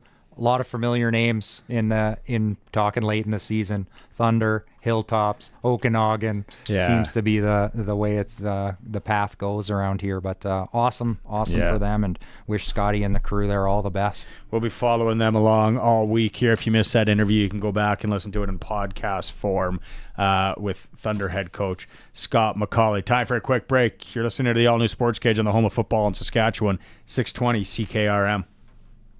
Husqvarna wants you to remember when you were a kid, watching Switchback in the nice warm house while your parents were outside shoveling snow. Make it quick, I'm watching Switchback. Well, now that you're the adult and shoveling snow is still a drag, get yourself a Husqvarna snowblower from the local team at Prairie Land Rentals. This is no big box store. You deal directly with the owner, who knows Husqvarna, and a guy who would always answer, make it quick, I'm watching Switchback. Prairie Land Rental, 600 Albert Street, prairielandrental.com. What if there's a website you could go on tonight and save hundreds and hundreds and hundreds of dollars? Well, I got news for you. There is. It is our Harvard Media Fall Auction, which we are closing tonight. Items start to close up at 7 p.m. tonight. So go to harvardmediaauctions.com and get those last-minute bids in. Maybe you got a big old crack in that windshield, need a replacement. We have a $250 gift certificate towards a windshield replacement from Glassmasters, saving hundreds on that one. Maybe you need a little date night out. How about hitting up Lakeshore Restaurant? Delicious spot. We got $100 gift certificates up for grabs. Or maybe you need a date night in. We got Papa John's pizza packages up for bid as well. These are just a few examples. I can't sit here all day and list off all the items, or I'd be on the air forever. So, 7 p.m. tonight, final cutoff when these items start closing, harvardmediaauctions.com. Get those bids in. harvardmediaauctions.com. Wondering what your equipment is really worth? Hi, I'm Riley McChesney from McDougall Auctioneers, your go-to appraisal experts. With our finger on the pulse in today's market, we offer the most accurate, up-to-date valuations for your machinery. Planning to expand or thinking of selling? Get the real value of your equipment with McDougall Auctioneers. Over 42 years of expertise at your service. Call us at 1-800-263-4193 or visit us at mcdougallauction.com. Saskatchewan is a great place to live. Our economy is strong and our future is bright. Now you have a choice to make. You can vote to keep Saskatchewan strong and growing, or we can take a step back to the NDP days of losing people, jobs, and opportunities, watching our taxes go up and our province decline. Let's never go back to that. Let's keep our economy strong and our future bright. Vote for Saskatchewan. Vote for the Saskatchewan Party. Authorized by the financial agents for all provincial Saskatchewan Party candidates. Bulk oil, we got it. CNH and Fleet Guard filters, we got them. We got lots of everything, and we got it all on sale. For the best price you'll find here, there, or anywhere. E. Barassa & Sons. Every location has bulk oil and filters with unbeatable savings. Today you'll save 20% off or more on CNH and Fleet Guard filters, and $1.20 off per liter on all bulk oil. Are these big-time savings on CNH bulk oil and filters? You bet your sweet Barassa they are.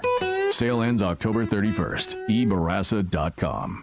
Are you losing sleep over your debt, being hounded by collection calls? My name is Jasmine Brown, a licensed insolvency trustee at BDO here in Regina. I understand that this can be a stressful situation, and I'm here to help. I can put a stop to these collection calls and guide you toward your debt-free future. All it takes is one phone call. Let's discuss your debt relief options during a free consultation. Call 1-833-BDO-TALK or visit bdodebt.ca to learn more. Sometimes everything can look perfect on the outside, but inside, things could definitely be better. Luckily, Fries Tobin has everything you need to finish those indoor renovations this fall. That's right, interior reno season is here. So head to Fries Tobin for all the insulation, drywall, interior doors, baseboards, and casing materials you need to make your home cozy and welcoming for the long winter months that lie ahead. Visit FriesTobin.com or see them in Regina or Fort Capel. Fries Tobin. Let's get you building. The Saskatchewan Roughriders are getting ready for 13th Fan Appreciation, Trick Plays, and Treats, presented by Capital Automotive Group, October 26th at 5 as the Riders face the Stampeders. Coors Light Party in the Park kicks off with costume and pumpkin carving contest and a performance from Rock and Rollers Epic. Dress up for Halloween as kids receive a Riders Halloween candy bucket to collect free treats. Watch Capital Auto's Pick 6 contest, where someone will win a brand new vehicle. Plus, get player autographs during Fans on the Field after the game. It's 13th Fan Appreciation, Trick Plays, and Treats, presented by Capital Automotive Group. Here for you when you need us. Call or text us 306-936-6262. Driven by Capital Ford Lincoln, Saskatchewan's #1 Ford retailer. CapitalFordLincoln.com on 620 CKRM. The all-new Sportscage continues. You can watch our live stream at sportscage.com and always on the radio. Saskatchewan's voice for local sports, 620 CKRM. If you like the part of the program where we talk gambling, you're in for it right now. There's 2 Monday nighters tonight. There's a show in AZ. How good would it be to be tailgating there right now? Outside State Farm. Looks all That's right. an old picture. That's not live because that lawn would be absolutely packed right now. They're lying to us. Yeah, it'd be good. First off, we got Baltimore and Tampa Bay starting in like 20 minutes time. Baltimore's a 3.5-point favorite. I don't know if I can touch that on the line. I don't know. Yeah, I'm taking Baltimore straight up. I think they're going into Tampa to take her. I want to take somebody from the Ravens to guaranteed score a touchdown. Who did you say? Isaiah Likely. Zay Flowers potentially. I like Likely. Let's put a unit on him, and then Derrick Henry's probably even odds. Yeah, Henry's not even worth it. What about on the other side? The Mike Evans standalone game. So he got one in him. Anybody else on the Tampa side? Chris Godwin's always safe. Godwin's good, yeah. That guy's still playing. That's right. Does Baker scamper in for one? Baker, let's do that. National televised game. Yeah. Baker likes the. He'll have a little flair going. Likes the Hey, that's what I'm playing there. I don't think I can touch the money line on that, or maybe let's the over under though. Over under 51. Oh boy, that's a tough one. Yeah. I might save a few for the Cardinals and Chargers, which the Chargers are a 1-point favorite in Arizona. I might take Arizona on that. Kyler Murray. Yeah. Standalone game. Speaking of gambling, Keniston Super Draft. You were just going through the list here. If you're watching the stream, that's what it looks like. Keniston Super Draft, and you get to fill out 32 guys in the box, or you can write in. Couple guys, yeah. You got to do your homework to write in. We let Jamarcus Hardrick pick the first guy last week when he was here. He went with Connor McDavid. Savvy hockey guy. Yeah. Who did you? I'm going to let you pick the second one. And who did you say you're? Oh, I'm going Kucherov from Tampa. Tons of ice time. Yeah, and he's just skilled. A scoring machine. That's what he's there to do for sure. So he's been pretty safe the past couple of years. I don't foresee him going anywhere. We'll stop there. Watching Nashville and the Detroit Red Wings on Saturday in Nashville. Detroit, like DeBrincat, Kane, Larkin's good player. Wow, first time I ever watched him live. Lucas Raymond, getting a little greasy in there. But that DeBrincat and Kane together, they're so skilled. I remember watching them play Arizona in Glendale the last year before they moved to Mullet Arena, and it was the Hawks and Coyotes in a nothing game in April. Both teams weren't going anywhere. Like they probably golfed right before and went to the rink. And it was Taves, Kane, and DeBrincat for the Hawks. At the end of warm-up, they kept in the backup goalie, and they did a shootout. Come on. That's fantastic. And everybody is just like, what are we watching here? And it was, I think it was Taves that ended up winning it. They went a couple of rounds into... That's awesome. Yeah, and it was so cool because like tickets were like $7 to just get in the building and kind of sit wherever. And then the next night, Ovechkin and the Caps were there. So watch that warm up. Oh, does he all business? Does he take one-timers? Have you ever seen his curve? No. Yeah, it's a beauty stick. It's built for the one-timer. How stiff would it be? Well, it actually, I don't think it's his blade and how it's toe open, but then the heel is a bit more closed, so he can just roll that wrist over, and that blade is just whipping right through it. So it's a good setup. He knows where his moneymaker is. I showed you the new addition to the Sportscage studio last week, the Easton Pro Balance Extra Stiff HXP 5100, the old aluminum. Yeah, 6 pounds. Zit heavy. My question is why aren't defensemen using some sort of model like that? Guys that aren't out there to score goals, like those, you don't want that in the back, in the ribs. No. Remember in the tricep? Yeah.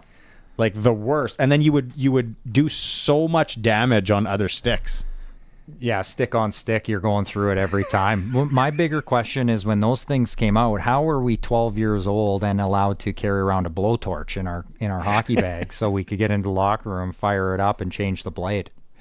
Just the guy that had the kid that had the blowtorch in his bag. MVP. Yeah.